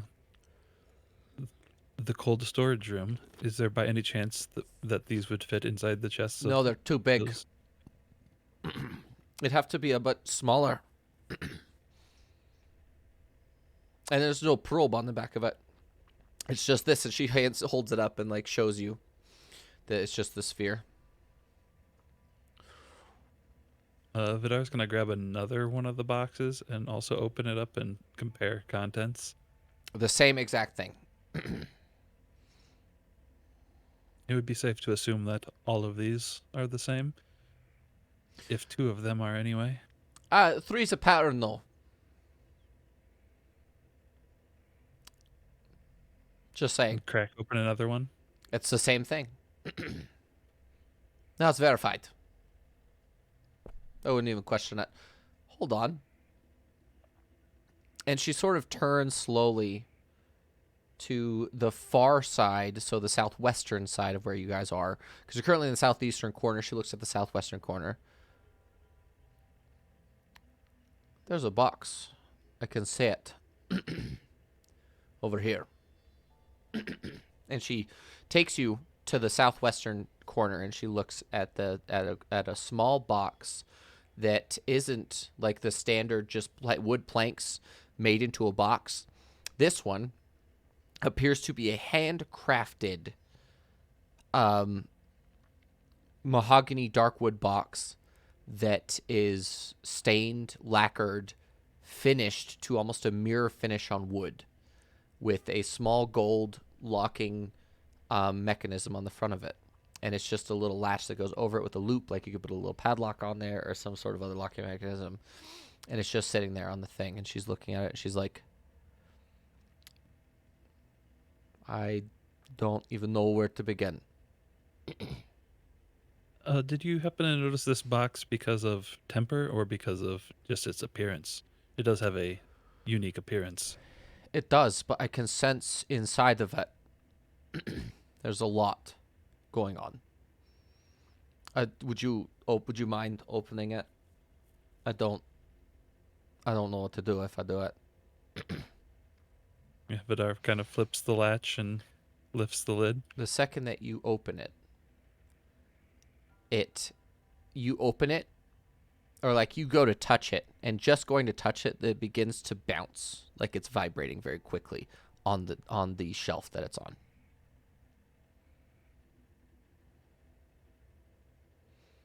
Do you still open it? I'm gonna kind of look back at Vajim as a hand approaches it, and like, Her eyes are like massive. Maybe you shouldn't open it. I'm just saying that maybe I should open it, and then we can figure out what's in it, and then you put your hand near it and we figure out what it is. How's that sound? are you able to use your temper abilities to open it from a distance? Sure, I could try. I just need to pull the latch, and she like opens the latch, and then she backs up with you and like pushes you back a little bit, and she opens the actual lid, flips up as a triangle pyramid, double-sided sort of shard made of pure temper with golden runes on it pops out. And she looks at it, and she sort of brings it over to you, brings it over to both of you, and you can see it actively vibrating and like shaking like violently in front of you. I'm not doing that.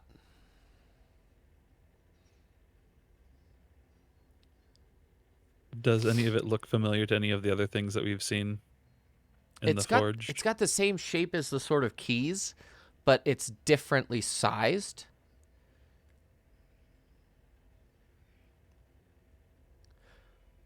And it does appear to be the same description as the slots, the sockets that are inside you.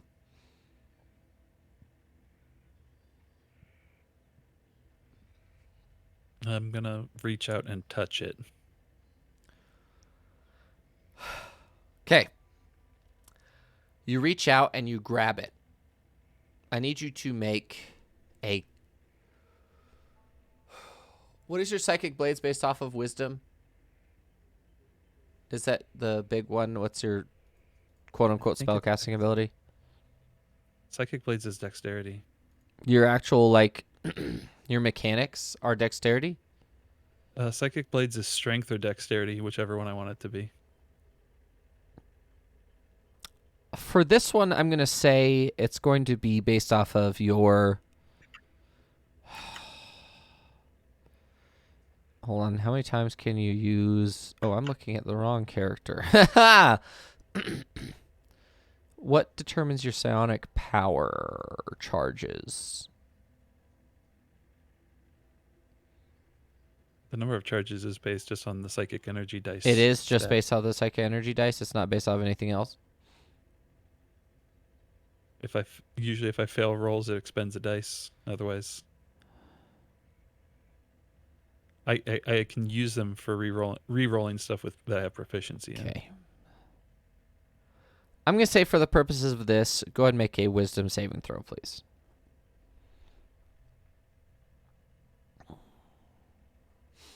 Oh!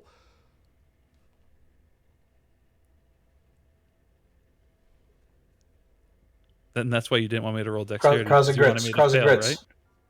Cross and grits. Yeah, do I You get can to re-roll a cross and saving grits that? throw. I'm going to let... Yes, I will say yes. You can re-roll your saving throw with the Cross and Grits.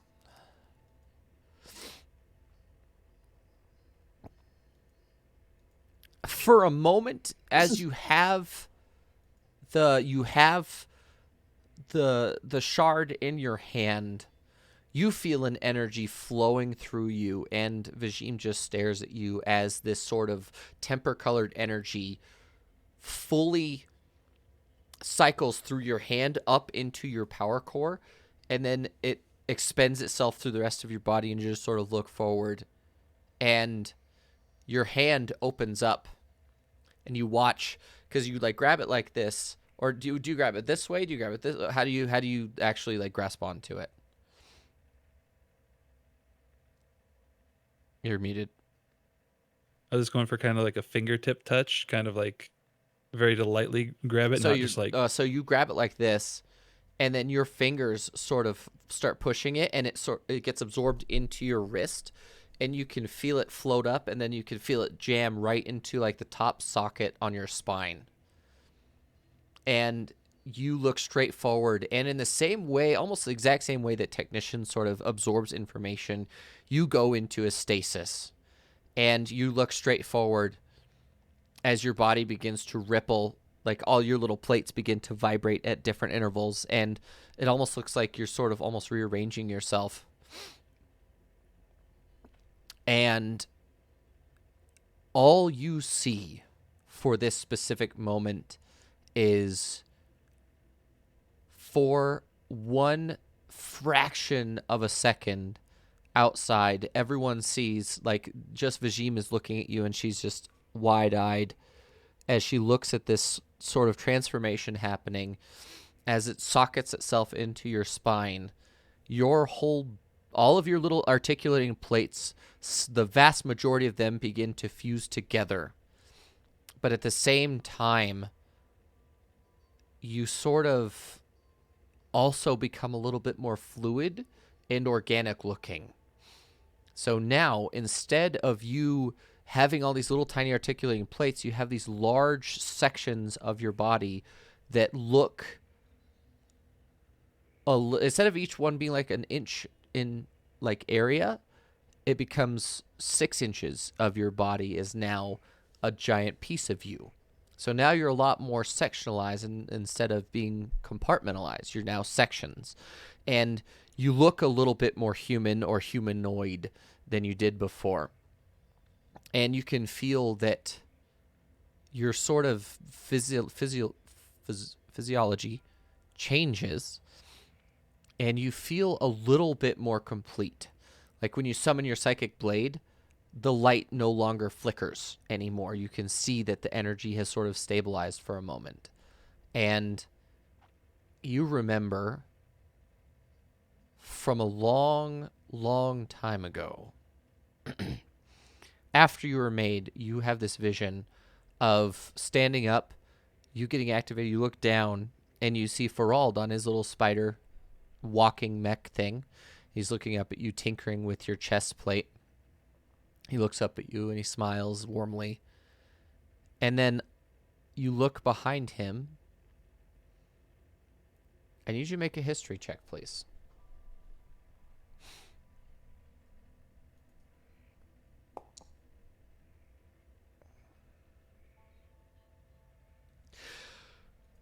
You look behind him, and Actually, we didn't actually discuss this, but if I reuse one of my D8 psychic dice, is that still going to be like a nat 1 plus a 8? 1 is always a failure. So it doesn't add on to the roll. It's No. just a bonus add-on. It's just a bonus as long as you don't roll a nat 1. But you look behind him, and you're looking at the army that's in cold storage, all of them that are in cold storage. You're in that room on a pedestal looking up, and behind him a not massive but a well-built figure that looks as if it's made of obsidian walks up behind him and stabs him through the heart with this giant obsidian spear in front of you. And a small piece of that spear stabs into your power core, and it all goes black.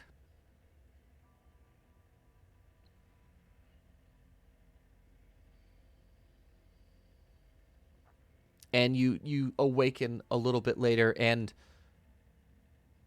you're not in the sort of closet storage room where that orb was. You're standing a little bit away from from Lorshik, Sabas, and Technician. And all of you, Lorshik, Technician, Sabas, Bolo, and Vajim, you all have been watching him for the last 3 hours. As Technician works, Sabas works on your project. Lorshik, you're sort of fiddling with your hammer, getting used to the weighting and stuff like that. And you watch his plating fuse together into these large sections that make him look a lot more organic than he used to. He's still made of temper. And you watch this sort of temper and pink, because your daggers are like pink energies. That's how you described it. Or what color are they when you throw them? Blue. Yeah, they're blue. So the blue energy of his psychic powers arcs between the plates and inside of him, and he changes the way it's not that his overall look changes, but he looks a lot more organic now. And you're just very surprised at, instead of Technician having his moment where he's downloading information, you look and watch as Vidar evolves in front of you, and then all of a sudden he's awake. It stops, the glowing stops happening, and you watch his eyes sort of blink open, as he has eyelids now, and they're like actively like organic looking. Vidar, you sort of blink open, and you see everyone just staring at you. What do you do? Because Vajim had actually basically picked him up with her powers and moved him out of that room to have you guys watch exactly what's happening to him. So what are you doing, Vidar? Did the whole getting stabbed by a spear thing look a lot like vaguely the kind of stunt that Yvonne pulled in Nilhund?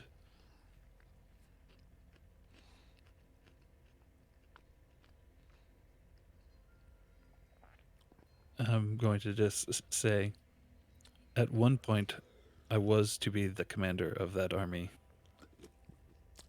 But I saw the death of Ferald before they could be completed.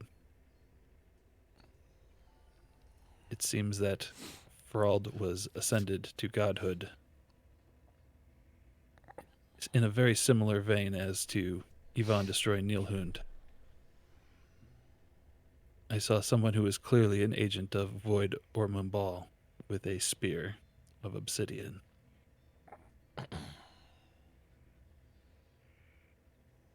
And also, how did I get into this room? Oh, I brought you here. You're made of temper. I could just pick you up willy-nilly, as long as you're not resisting, and you weren't really in a place to resist anyway. You And look less Vidar- edgy. Smoother, less edgy. And Vidar's going to kind of look at his hand and be like, oh, yes. find it interesting that my original purpose was actually to appear organic and blend in, which is why I also have, and then he does the whole face shimmer thing.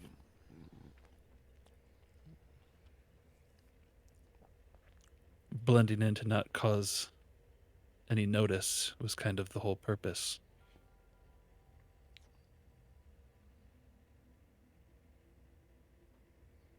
It would seem that, however, I was incomplete. It's fascinating that how powerful I must have had the potential to be if I've been able to survive this long, even with parts missing. And it would be safe to assume that I think there's more of those shards or whatever they are somewhere.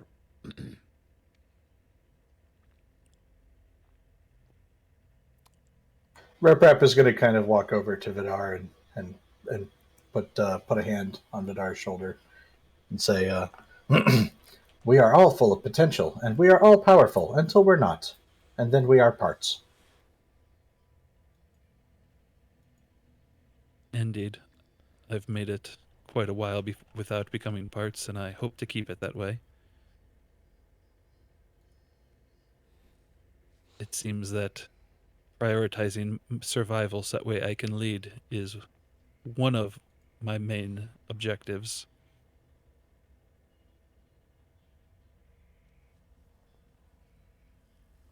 It is curious, though, that in the vision, the being I saw killed Ferald and then left without destroying anything else. And it would also indicate that someone else knows of the factory. Is it not true that the path to ascension, to being a god, is for a soul forged to become dead? Indeed.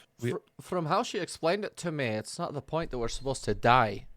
It's that we have a greater purpose, is to stop Void from completing whatever he wants. Oh, I misunderstood. I had made the assumption that someone had assisted Ferald in his ascension. It would be apparent that someone did, but I don't think it was up to him. I meant less maliciously.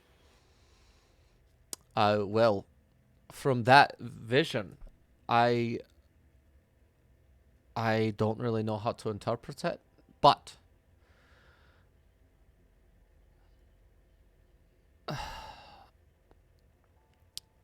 she told me in my explaining everything that she made me so that all of the Soulforged together would be powerful enough to stop Void from doing what he's doing.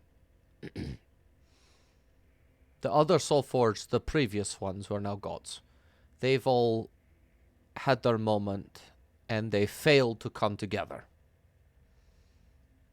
And that's the reason they're all separated with the pinions, is you stop power from coagulating by separating all the pieces of the larger puzzle. If we bring them all together, we're more likely to succeed. Because more than likely than not, Moonball was a Soulforged, a Void. How many gods of Void are there? One. How many gods of each of these soul forgers are there now? Two. That means we're a generation behind in power. That's my assumption. Right? Because if you look at the current pantheons, you can associate each god with a progenitor type being. Me being a third generation means that there's a power loss, or like a sort of bleed from everything. If Void has made another Soulforged, he's going to be as powerful as any of the second generation. So imagine a Ferald of Void. Maybe that's why we're supposed to come together.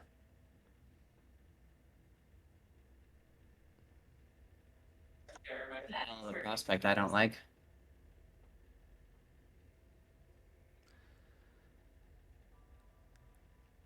It's just a lot we don't know. And it scares me. I'm going to be honest. I'd rather stay here and bring Chestolet and the others here. Because I feel safe here. Like I belong. Bring all the notable people here. Your Ogre Forge friend. Chestolet. I think Casimir has a family, right? So he's want to stay. But if we look at it, maybe I had an idea. Your little pinion that you have, technician, I had this. The divining rod. The divining rod. Can we reforge it into a spyglass thing to find Soulforged? Because you have that compass that found me, right, Larshik? The compass works at long range. The pinion works at short range. And it's very pocketable, but it is feasible we could reforge it into something wearable. Because I could do that. Between you and me, we could absolutely do that. I think if we find it a little bit easier, maybe we could make something we attach to the compass that gives us a range.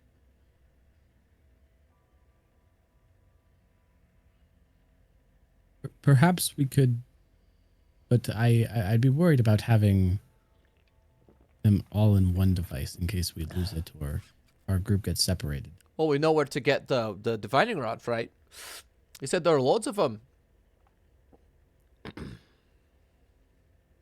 Yeah. And it's on We the just have it's to on the attune way. the rod. It's on the way to the orb, right? Sort It of is in that direction. area. It is in that direction, yes. So could you grab me a couple of them, and then I could try and forge something to attach to the compass? Yeah, we could do that. I don't want you to have to obviously lose your covert status, but I'm just saying we could always make augmentations to anything you have. Sort of like his hammer to his ability to kill people. Ability to find Soulforged, make it a little bit easier. Oh, Sabis, I have an idea as well. All ears. I have a way to make a map that links to you that you don't have to actively draw. It draws itself as you're walking. How detailed? What I need from you is I essentially need a pen or a quill or something. If you can find the magic quill, I can integrate it into a magic piece of vellum, like a big map, right? I just need a tempered quill and a piece of tempered vellum inside a tempered scroll case. I can make it for you. Savis just rips open her backpack, grabs a piece of notepaper and a normal pen, scribbles this all down, puts a giant smiley face, puts it back in, and goes, "All right, I have a goal." All right. I mean, I can make the quill. I don't want the rest. Fair enough. Well, Sabis, do you know how to temper a quill? I'm not a temper player. It's not the material I've had access to in my life. Here, while I am working on this key, observe. I will show you the process. yeah, and Technician actually shows you how to temper things. It's actually not that difficult, especially with you being a sorcerer. You could actually channel your own magic into it. But something that Vajim could make is just on a different level that you don't understand with temper, where she it's sort of like natural to her, sort of like metal bending in Avatar or something like that, where it's like the specialist type thing. That's what she does. Technician's like a generalist, like he's an earthbender, but she's a metal bender. You know, that's the sort of idea. Yeah. So what I'm going to say here is we have a little over a half hour left-ish, depending on what we do. You guys now have tons of options, okay? for the future, and I just want to discuss that with you guys and have you understand what your options are from now on. We're going a lot more freeform now because you have loads and loads of things that you can do. You know the general area of Mother, right? Mother is who she said was next, correct? And she's in Siltheim? No. The brother was in Sultan. Brother is in Siltheim. That's one of your leads. Is you know that brother is in Siltheim, right? Yeah. You have No, the brothers in Seltime, mother's in Nilhund, and the father is the closest to mother geographically. Yep.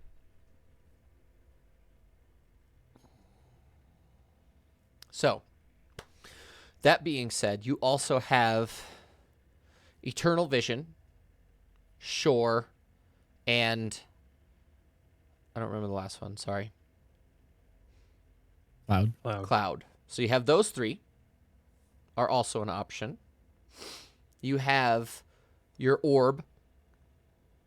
So if you put it down, the temper orb is also a mission you can do. But take a note that also involves liches and undead. Just throwing it out there. Sabas, I would recommend that you watch that episode. I will link to you what episode it is if you want to watch it, because that one is huge for this campaign, by the way. Yeah, more info, good. You also have going back and checking in on your business at some point, because it's been around a month since you've been back-ish, I think. It's been around 2 or 3 weeks. You have loads and loads of things that you can do. You also have to figure out what to do with Solson. And you also have voices that you need to go find. You found the voice of Gleam. So who are the voices that we know that you have? You've seen Bambasta's voice. You've seen Plague Lord Urok's voice. Turmoil's voice. Gleam's voice. And Mold. Did you see Mold? I don't know if you saw Mold's voice. I don't remember all the voices that we've seen. I'm pretty sure we saw Mold's voice. That was what caused Defender to have to change pelts, because Mold's voice pet Defender and decayed the wolf pelt right off. That's right. Or was that Plague Lord Urok? Mold the Undying? Mold the Ingrown. I think that was...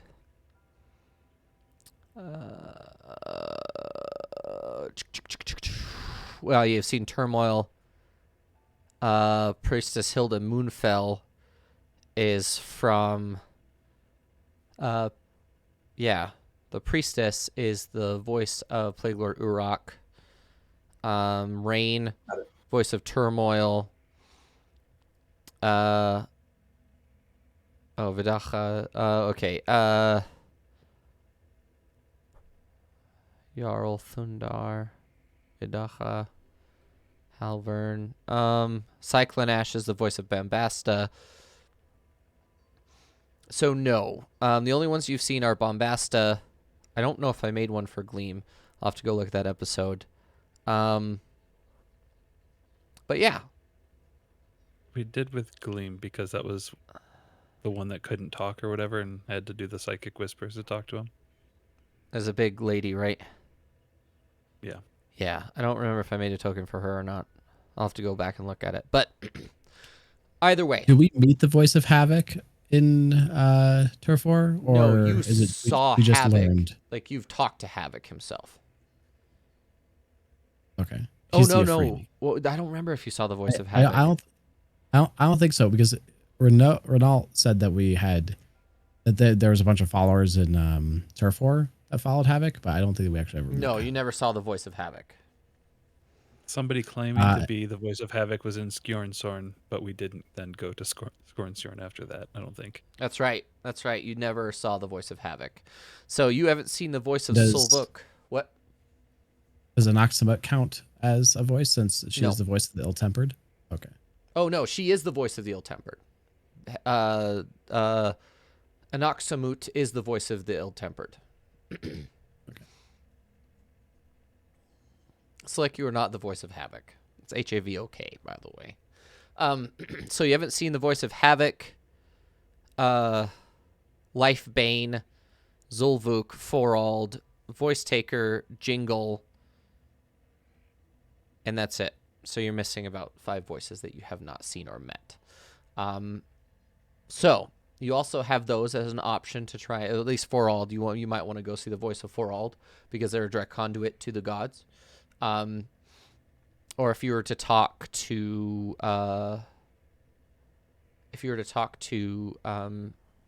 Kuzma can also potentially get you in contact with gods as well, but it takes a lot for him to do that.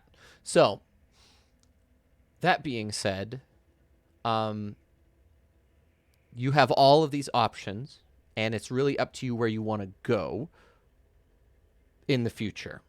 So at some point, we need to talk, figure out what you want to do. So I have prepped for a majority of those, but I definitely need to know what direction you're heading so I can make sure that I am prepped for what you want to do. I have prepped for a lot of those. So it's up to you guys. There's also going back to I can't remember where in Solheim, but Yunskill. Yunskill to go deal with the deal with mushrooms and the spiders. Infestation. Yep. Sabis also has her thing that she needs to go find the spiders from Solheim, like their spiders from Solheim, the whole personal map location thing. Yep. So you have a couple, Jesus. You have a couple missions, Sabis. Vidar, you now have to find. I found out what those are called. I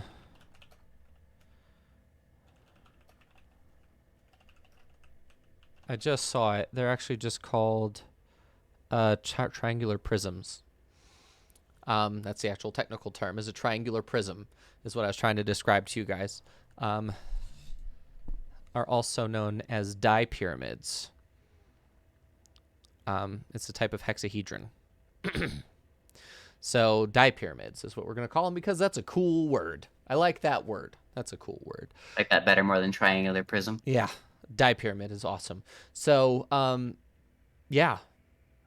So yeah, I just want to discuss that with you guys, seeing as how you have so many options. Lorshik, I don't know if you have any personal missions right now. Technician, we still have to find your chips and follow Illisand. Yeah, I was gonna say there is a potential suicide mission for Rep Rap. It's in Artstadt. That's why it's a potential suicide mission. Because that was the last place that Illisand was seen, right? That we know of. I don't know how to pronounce it. I'm going to say Mabinier. I think it's Malbine. Hold on, let me look. Malbon. Hold on. I need to pull up my map of. Actually, you know what? Let's pull up the map of Artstadt for everybody. Let's go check that out. Let's go look at it. Maibagne. Mabinier. Mabinier. Yep, that's it. Oh, Maibon. That's how they pronounce it. Maibon. Maibon. Okay, Maibon. There we go. So Maibon is in the northern edge of Artstadt. Artstadt is the country to the northeast in the world. I believe all the maps have links in the description if you want to go look at them. They're in 8K as well, or 6K. I think these maps are 6K, but this is the one thing I really, really take pride in is my maps. So, and then Court is where they hold, where Yvonne and the young King Shiram the Fourth. Is it the fourth? Yeah, King Shiram the Fourth is located. Chat can't see the maps, by the way. Oh, chat. Oh my God, I didn't do the thing. Here we are. So this is Artstadt. This is the northeast of the world. Maibon is the last place that the maker of Rep was seen, so he wants to go there. But this whole place is anti everything that they stand for. Anti Hodieger. So and then the only places to really get over here, other than Bersigny on the south, is Bainmont and Clagnane, or Clagnon is how they say it in their official language, which is Elvish, by the way. They are sort of port towns that you can get up to when you go up the river. The rivers actually take you most areas in Artstadt. And yeah, So that's another one for Rep Rap. Vidar, you need to find a way to locate your dye prisms that go into your body, and any other. And I assume that Sabis and Technician are going to make basically keychains for this whole factory area, and Vijin. Probably assign one person to hold the master key, and then making keys isn't the hardest part when you Yep. have a literal robot. So Yep. And Vijim is going to hold the standard keys for the factory because she's basically going to move in there and just live there as a whole with Ches Toilette, because that they're Soulforged, and this is probably the safest place for them, considering that no one can get in and out without knowing what it is or where it is. So, and I think you all agreed to that, right? That you're basically moving all the Soulforged to the foundry or to the forge to keep them safe. I assume that that's everyone has agreed on that. Okay. I just wanted to discuss for future so that I know what I'm doing, because I need to prep and make sure everything's good on my end so that I can create the best possible storytelling for you guys. Does anyone have anything else? Because I don't really want to get into too much quickly without being prepped for it. If you guys want to make a decision for next week what we want to do, I can start prepping for it. Or if I have it prepped, we can start getting into it a little bit if you'd like. Are we still going to have the full day after today? Yes. You Inside still the have, factory waiting? Let's figure out what you do for the next day. So the main key is finished. A handful of the keys for the other doors are finished because they're not magical in nature. The other ones are physical, so they don't have to be tempered. They just need like that sort of spring runic insert that you would have for the other ones in the dye prism. And then so Technician and Sabbath could actually make those really quickly. They're not tempered, so it doesn't take a whole nother process. I guess I'm getting really good at making springs at this point. Probably.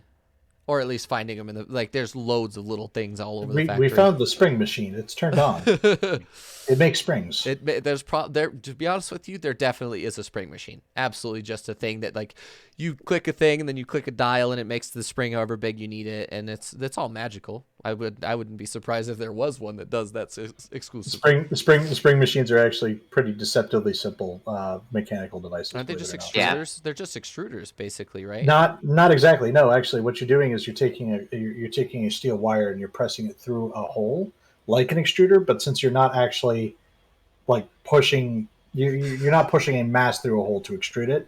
You're pushing a wire through a hole, and then on the other side it's blocked, so it curls, and then it's just a chopper that comes through and knocks it off at the end. That's actually kind of sick, actually. And then this one is like super customizable. It's got like dials and stuff to make gauges and all sorts of other stuff happen. And yeah, Sabbath is probably making the really, really tiny ones by hand, which shouldn't be that difficult in reality. But after you finish making your key sets and things, Vizim takes over. Lorshik, what are you doing for the day after? Day after the day after they make keys, you attune to your hammer. The next day, the last day before you can eat out of there. I am going to scour the armory to see, like, just so I have like a mental inventory of what's there, so I can relay it back to the warbands. Okay. And so Stanislava knows like what armaments we have. Mm-hmm. And I honestly feel like that's going to take me most of the day. Maybe Sabas, can I steal a piece of parchment and perhaps an extra quill if you have one? Sabbath will just lend her own just a piece of paper, and she only has one pet quill, which is all she needs. Just don't break it. It's the only one I got.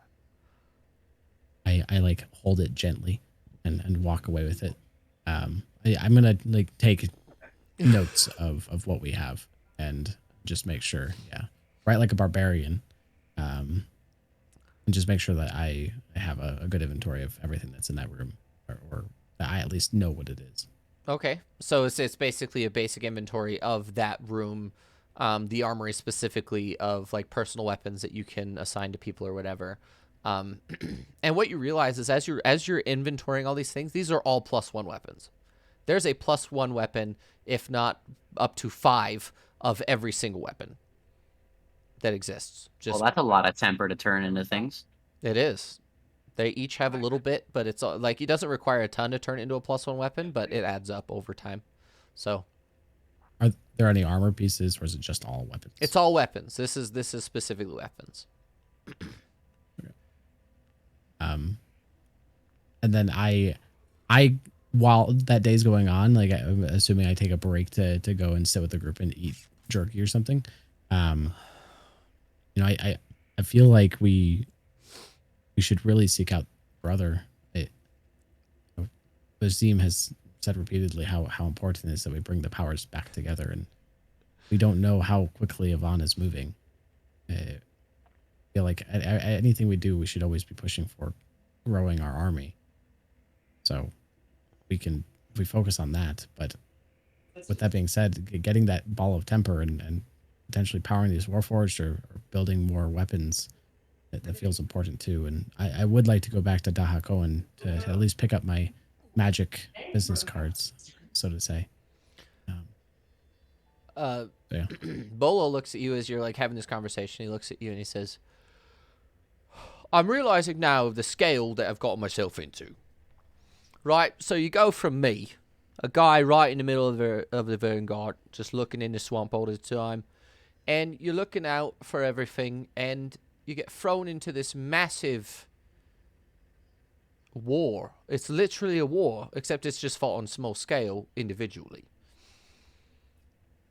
When you're talking about interacting with gods and the gods of gods, you're speaking at a level I didn't really comprehend until I've actually interacted with all of you. And I wanted to say thank you for everything that you're doing. I do have a question. What do you want me to do? I have my Yeet Stone. I can track people. I'm good at finding things. I would like you to tell... I need a mission from you specifically. I need to know how I can contribute positively to what we're doing. And I do blow things up. I'm really fucking good at doing that. I don't know if you noticed that at all, but I'm good at blowing things up. So if you have something you want me to do, I'll do it. You guys think that it might make sense for us to delegate some of our tasks? For example, it might be very realistic for us to talk to Stanislava and get some people to go to Siltheim for us, or go to Unskyle and talk to them, or maybe seek out the mushrooms or the insects. And we could technically have Bolo go back and check on our meat business. I could do that. I prefer to kill stuff, but if you want me to, I will. It does make sense to delegate. There are certain things that we might want to take accountability for personally. So, for example, I am not opposed to sending the refugees from the warband's territory to go work on the mushroom farms. However, it would probably be best if we made them safe first. I think they'd be safe there because they're around people who are like-minded, right? Maybe we could bring... No, there are large creatures. We're less concerned about the people, more concerned about what are, we assume, very large spiders, of which we may also need to bring one back to the warbands. I could get a group of boys and go over there myself, if you want. I could take care of that. You want me to go take care of the infestation or whatever? I would also like to point out that our business that we speak of in the crag is also a bit of a front for the Hodejaeger, and Bounty Master Sinhold might actually have things for you to blow up. Right. So you want me to go to the crag? Casimir might make more sense to go to Unskyle. And I think Bolo might be more resourceful in the crag. I could do that. It's not difficult. You said Bounty Master Sinhold, right? Indeed. Right. So I'll do that then. You can tell them we sent you. Before you do that, may I see your weapon? Why? I am just curious. I would just simply like to know how it works. As long as you could put it back together. I didn't say I was going to take it apart. Well, I can if you want me to explain. Do you want me to show you? I could do it. Yes, please. And he pulls his like little. It's like a small. It's a shotgun designed for a goblin, so it's actually quite small. But the thing you didn't realize is that it also is it's been artificed. So it has it's the reloading artificer sort of style weapon. Except this one is like a lever. It's a pump action triple barrel shotgun that when you pump it, it rotates, and it's actually super interesting in the fact that it works perfectly, but it's also magical in nature. And he sort of takes it apart and shows you like the intricate. And this, whoever made this, is a massively smart. There's like an incredibly smart person as well as material science person as well. Like it would take more than just being an artificer to make something like this. All right, I'm gonna do this just to.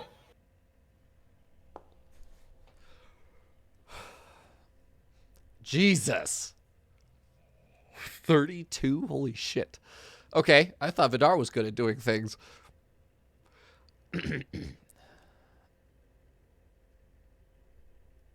What are you looking for exactly?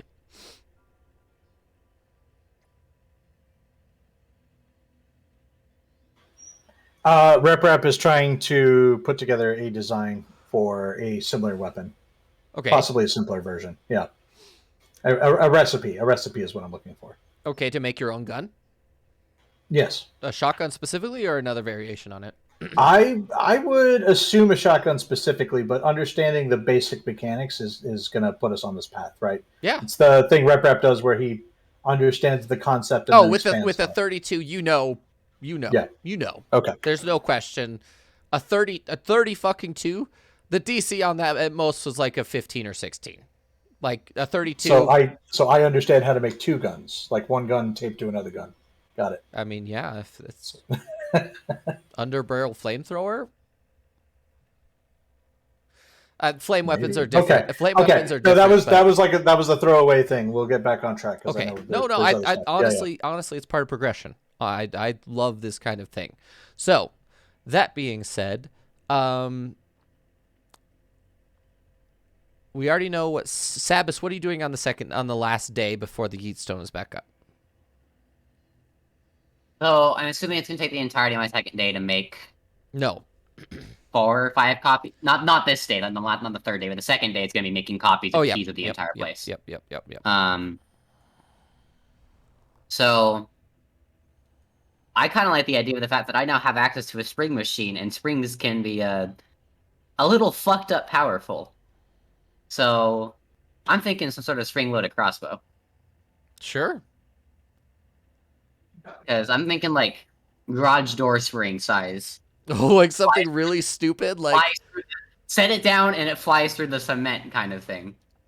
Really dumb. Like this is not something you put against your shoulder. This is something you put 5 feet away from you. So it's like on a tripod, like a ballista, basically a Literally hand. a pocket ballista with a giant metal spring instead of like just being a ballista. So you want to try and like make something like that, or like make plans for it for the future, that kind of thing. Yeah, basically experiment with springs to the point where like she can figure out how to actually do this, Sure. as well as oh, I don't have access to wood down here. Well, there's probably in that armory. There's probably a crossbow. Oh yeah, there's like loads of crossbows. There's like loads of very heavy ones, light ones, Yeah, hand ones. take a couple heavy crossbows, disassemble them, make a bigger crossbow, just the largest one she could possibly carry, and then start fucking around with it and see what she can do to make it actually wieldable. Sure, go ahead and make me an investigation check as well. Let's the same concept. Let's see what she can do with it. There we go. Pretty good. You're making a little bit of headway. This is going to be something that you will be able to finalize in the future. The issue that you're running into, you're able to make a crossbow that can shoot stuff really fast. The issue is your ammo breaks upon shooting it. Any crossbow bolt you put into this thing shatters the second that you release the mechanism. So you either have to make or find ammo that works well enough. Or I have an idea. Okay. Duct tape together fléché, basically nails. So you're making a flechette launcher? Yes. Please. Please and thank you. We'll see. I'll figure out the logistics of a weapon like that. There is a caveat in here is that no human person can actually reset the spring, so this is a one-time, holy fuck, she wants this thing dead. She has to go back and either make another spring or make a machine to compress it, which either way is going to be back to the laboratory. Or somebody with strength 25, which Yeah, we might yeah. have one of those soon. Yeah, so basically it's a cannon. This is your one-shot cannon that you're just carrying with you just to have it. It's a fuck you cannon. It is entirely a flex. Okay. Yeah. It I serves imagine no purpose other than to here's how I imagine it. You basically say, "Look, Rep, I made this thing. Can you make ammo that can survive shooting it?" Because I assume that you're using like these pneumatic presses and like hydraulic presses to like compress the spring, and then Rep basically makes like a bean can that's just loaded with like shrapnel in it, and then you're just like, whoom, and it just annihilates whatever's in front of it. I call it a Sabot. Ooh, I like the idea of Sabo ammo. But it's basically the idea It's is Sabot. The T is not silent. I am making it silent. So you've made so I'll have to make that weapon for you later. Will you send me a message with it and pin it, please? In our will you DM me for that real quick? Vidar, what are you doing on the third day? Vidar is probably at this point we've already decided that all the Soulforged are moving in, right? Yep. So probably going with Vizim around to try to figure out housing. And in looking around, kind of just like trying to remember what it was like when he lived here. So building some memories, helping make other people more comfortable in the place when they move in. Sure. Preparations of sorts.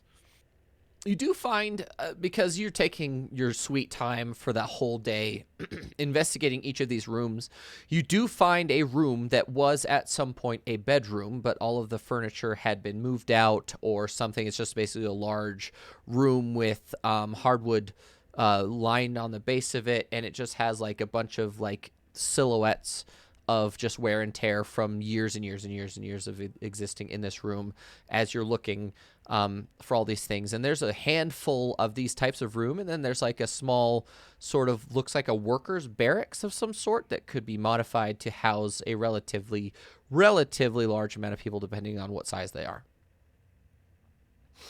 And they're on like the eastern edge by where the stairs come down into the factory. There's just a bunch of small doors and like walkways that go up, and all sorts of like small little rooms for like the sort of officer type people. So this area was absolutely manned by people at one point, but then it was abandoned after Feral died. So it's been like this for literally thousands of years, just empty with no one coming down here ever.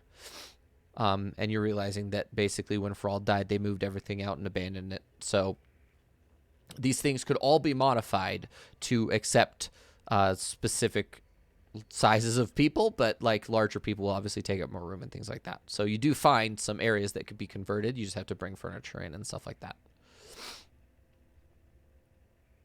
It would be a process either way. And that takes you the whole day to figure out logistically how that works. And Vizim goes with you and is like, yeah, we could make this into a bedroom. We could do all sorts of stuff, like basically go with you for everything. And yeah, that's what you do for the third day. Technician, what are you doing for the third day?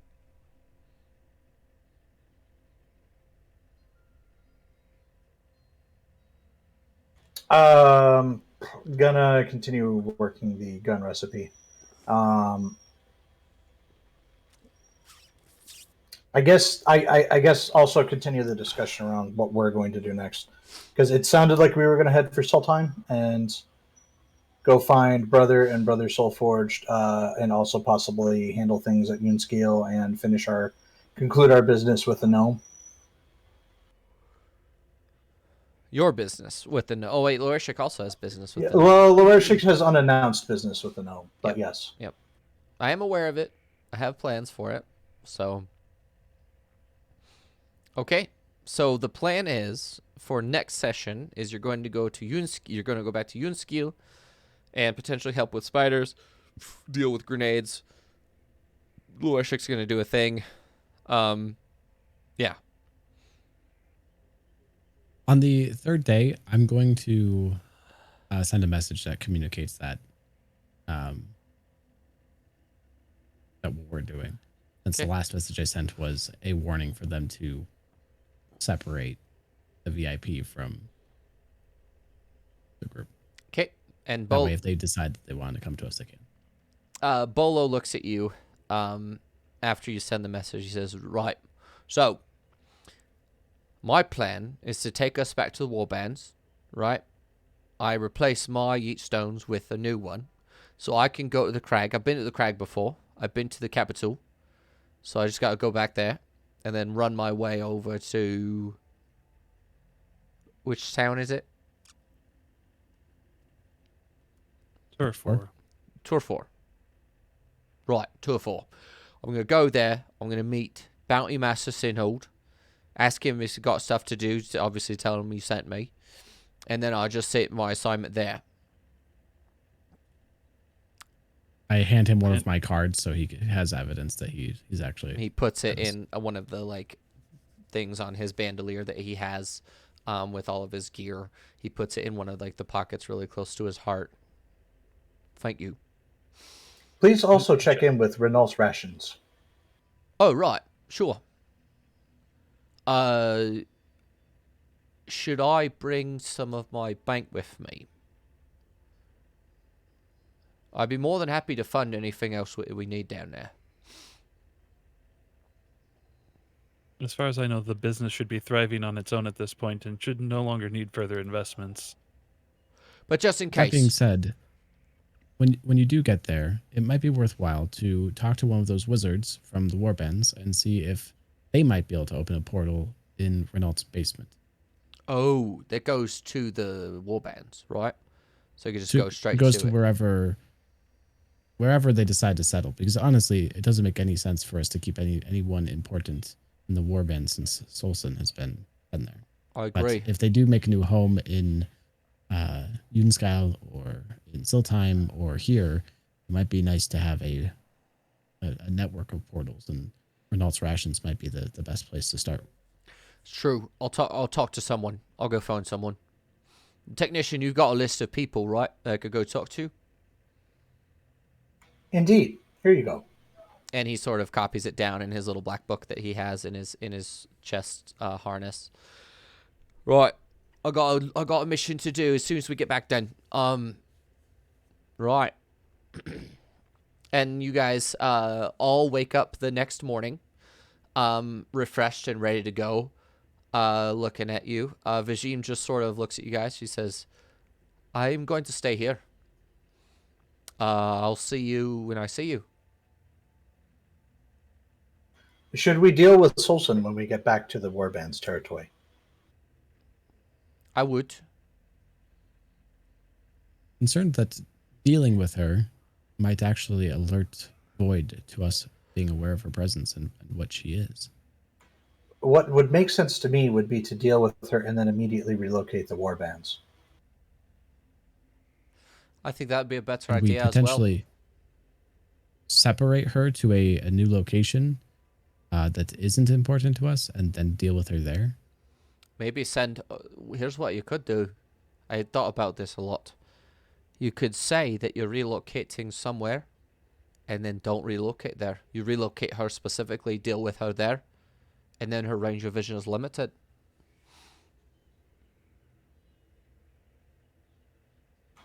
Something has occurred to Void me. believes that we've already started moving. There may be less incentive for him to attack the warbands and give us more time to move 80,000 people. Something has occurred to me. Would it not also be prudent to engage the prince and the princess that are with the refugees in a, quote, hearts and minds, end quote, campaign? So could we not simply use the excuse that we would like them to come to Siltheim with us in order to engage in a hearts and minds campaign, to separate them from the rest of the warbands while the warbands relocate? And then we can deal with Solson. Perhaps. I'd be a little concerned with the proximity of Siltheim to this temple and also to Untitled. Siltheim is a different... This temple is on a different continent than Siltheim.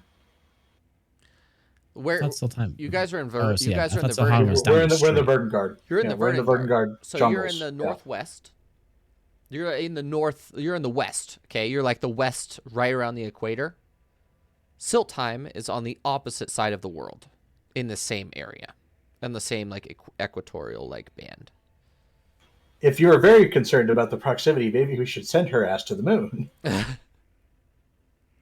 We could send her to Cloud or Eternal Vision. So exactly. if you Perfect. look at it, you Just guys take her here and send her through the portal. If you look at it, you guys are like where the D is in Verdant Guard on this map. Here, let me zoom out so everyone else can see it. You're in the D area of where Verdant Guard is, or actually more like the N or the E. And Siltheim is literally all the way across the ocean from where you guys are. I apologize. I had confused the forest with the forest that's south of Siltheim. That is okay. You are the war lizard. We have a different map lizard. Sorry, I had confused Siltheim with Natode, and those forests between them, the tree forest, is where I thought. Oh, okay. No, Verdant Guard, you're on a different continent altogether. So, that being said, the next morning, Vijin thanks all of you, with like a very firm handshake, and she just hugs Vidar. She just feels very comfortable with you. I don't know how you feel about it, but she does it.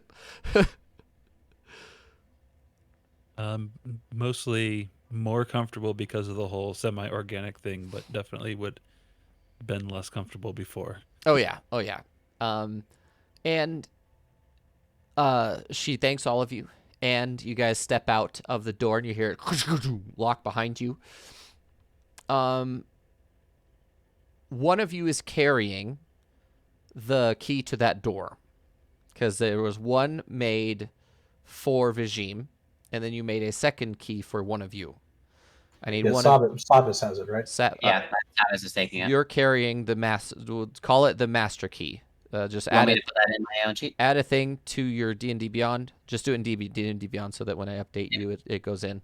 Call it the master key. Master key. All right. Or master die prism. That way we know specifically what it is.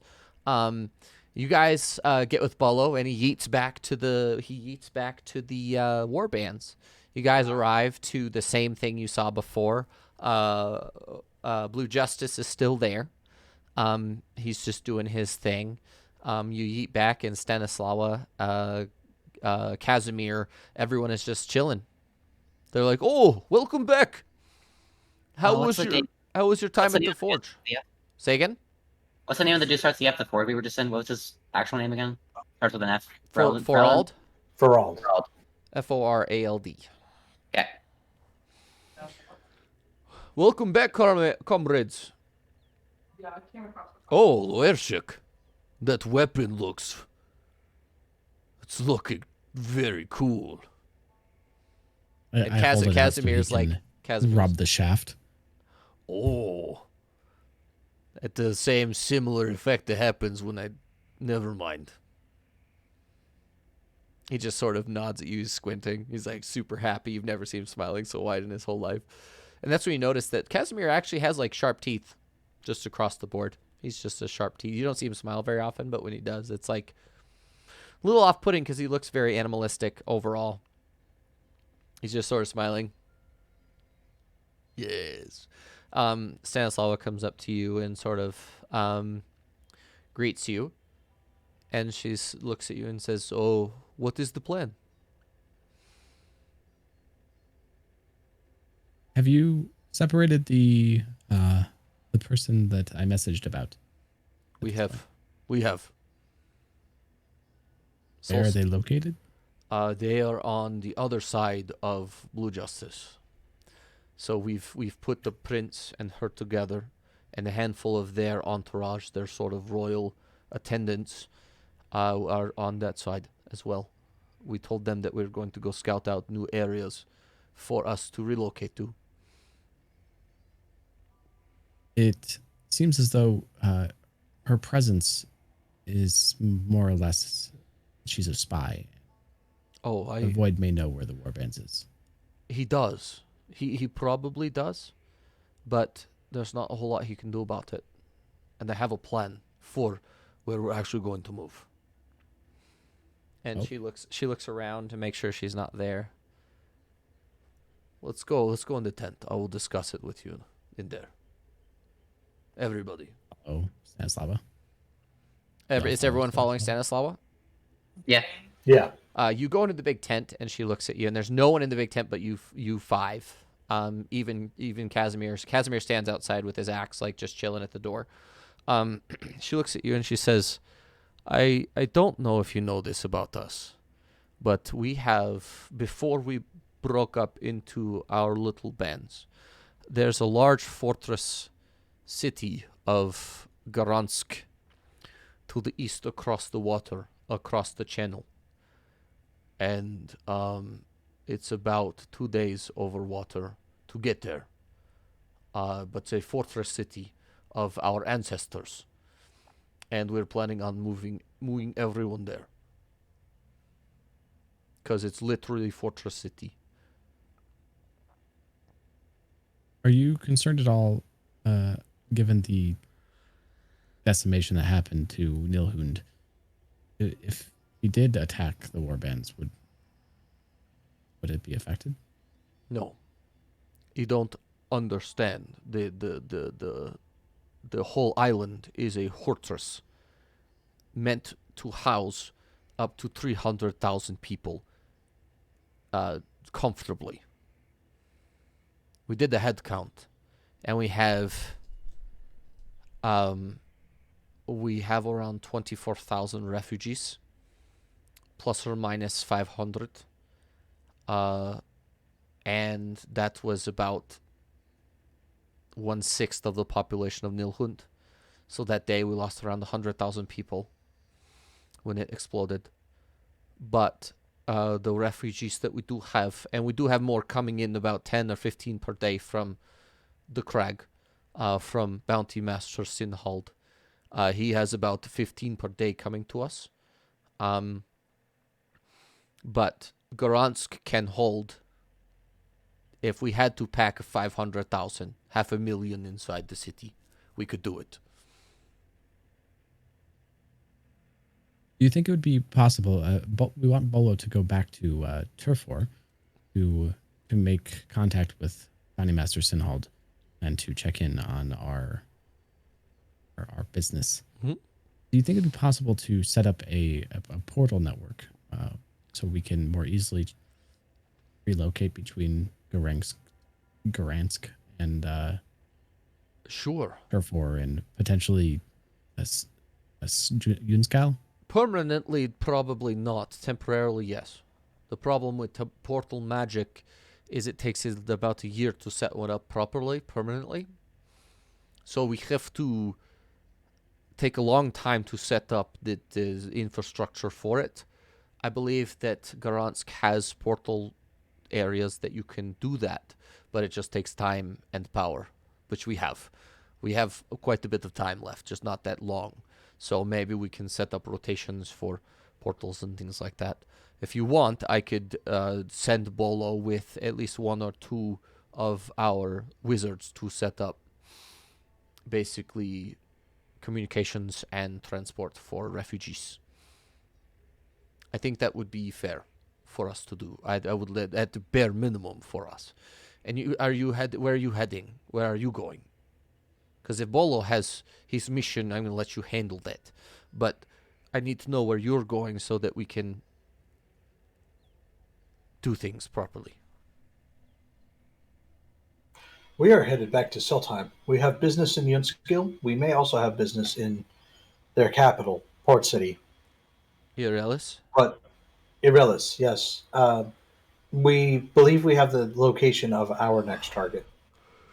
But we also have a couple errands to run there as well. That Casimir, sounds... would you be interested in going to Yunskil with us so you can help take care of an insect issue? Casimir sort of peeks his head in and says, I cannot. Stanislava has given me a mission here. I have to coordinate the transport from Novoshargut to Garansk. So I am sort of leading the what's it called when you... Exfiltration. No, is another one. Exodus. That's it. The big going from one place to... I'm not the smartest man. I've told you this already. I knew there was word. I could not remember word. So, either way, I have to be here, and I apologize. I will yeet you there, but then I have to come right back. Do you think Blue Justice might be interested in a contractor mission? What do you mean? It just seems that we have a lot that we need to get done soon, and the people of Unskill could definitely use some help so they can reclaim their fields. If possible, they might even accept some help from the refugees if the refugees are willing to help, which it might be why the portal is valuable. They could quickly get there and help them and get back. Well, here, I have also contacted the smiths as well. And he hands Lorshek a yeet stone.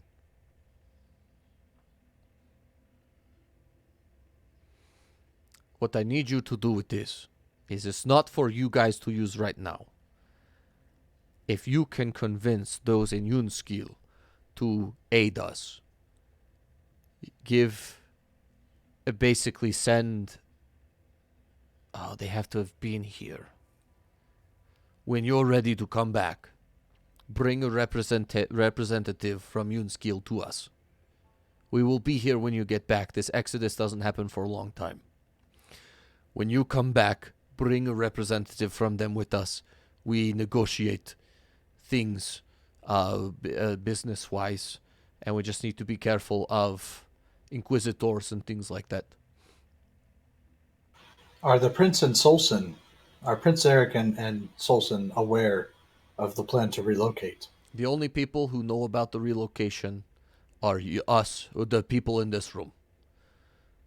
Stanislawa, you four, and me. So I'm thinking that we tell Solson and the boy that we are going south towards Verdengard. Because we do have another village area that we congregate to the south, right just north of the Verdengard. And we congregate there every couple of years as well. So we go between the Orshagut and the town to the south. I don't remember the name, it's been so long. But we do meet there. And we're telling them that that's where we're going. And then we deal with Solsen about midway through.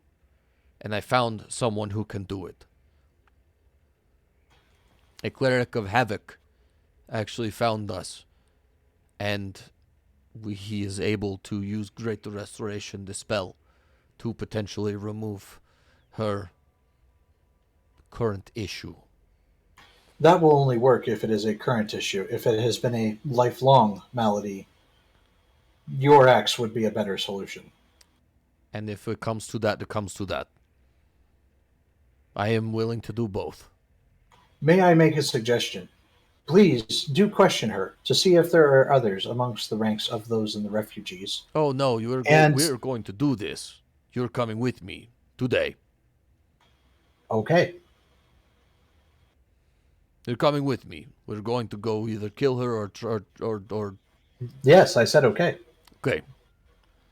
And that is where we're going to leave this episode of Soulforged. I hope everyone enjoyed it. I enjoyed it. It was fun. Everyone have a safe week. Have a good weekend. We'll see you next Tuesday, I think. As far as I know. We'll figure it out. Yeah. And everyone have a great week. Stay safe. Do the right thing. And we'll see you later. Bye.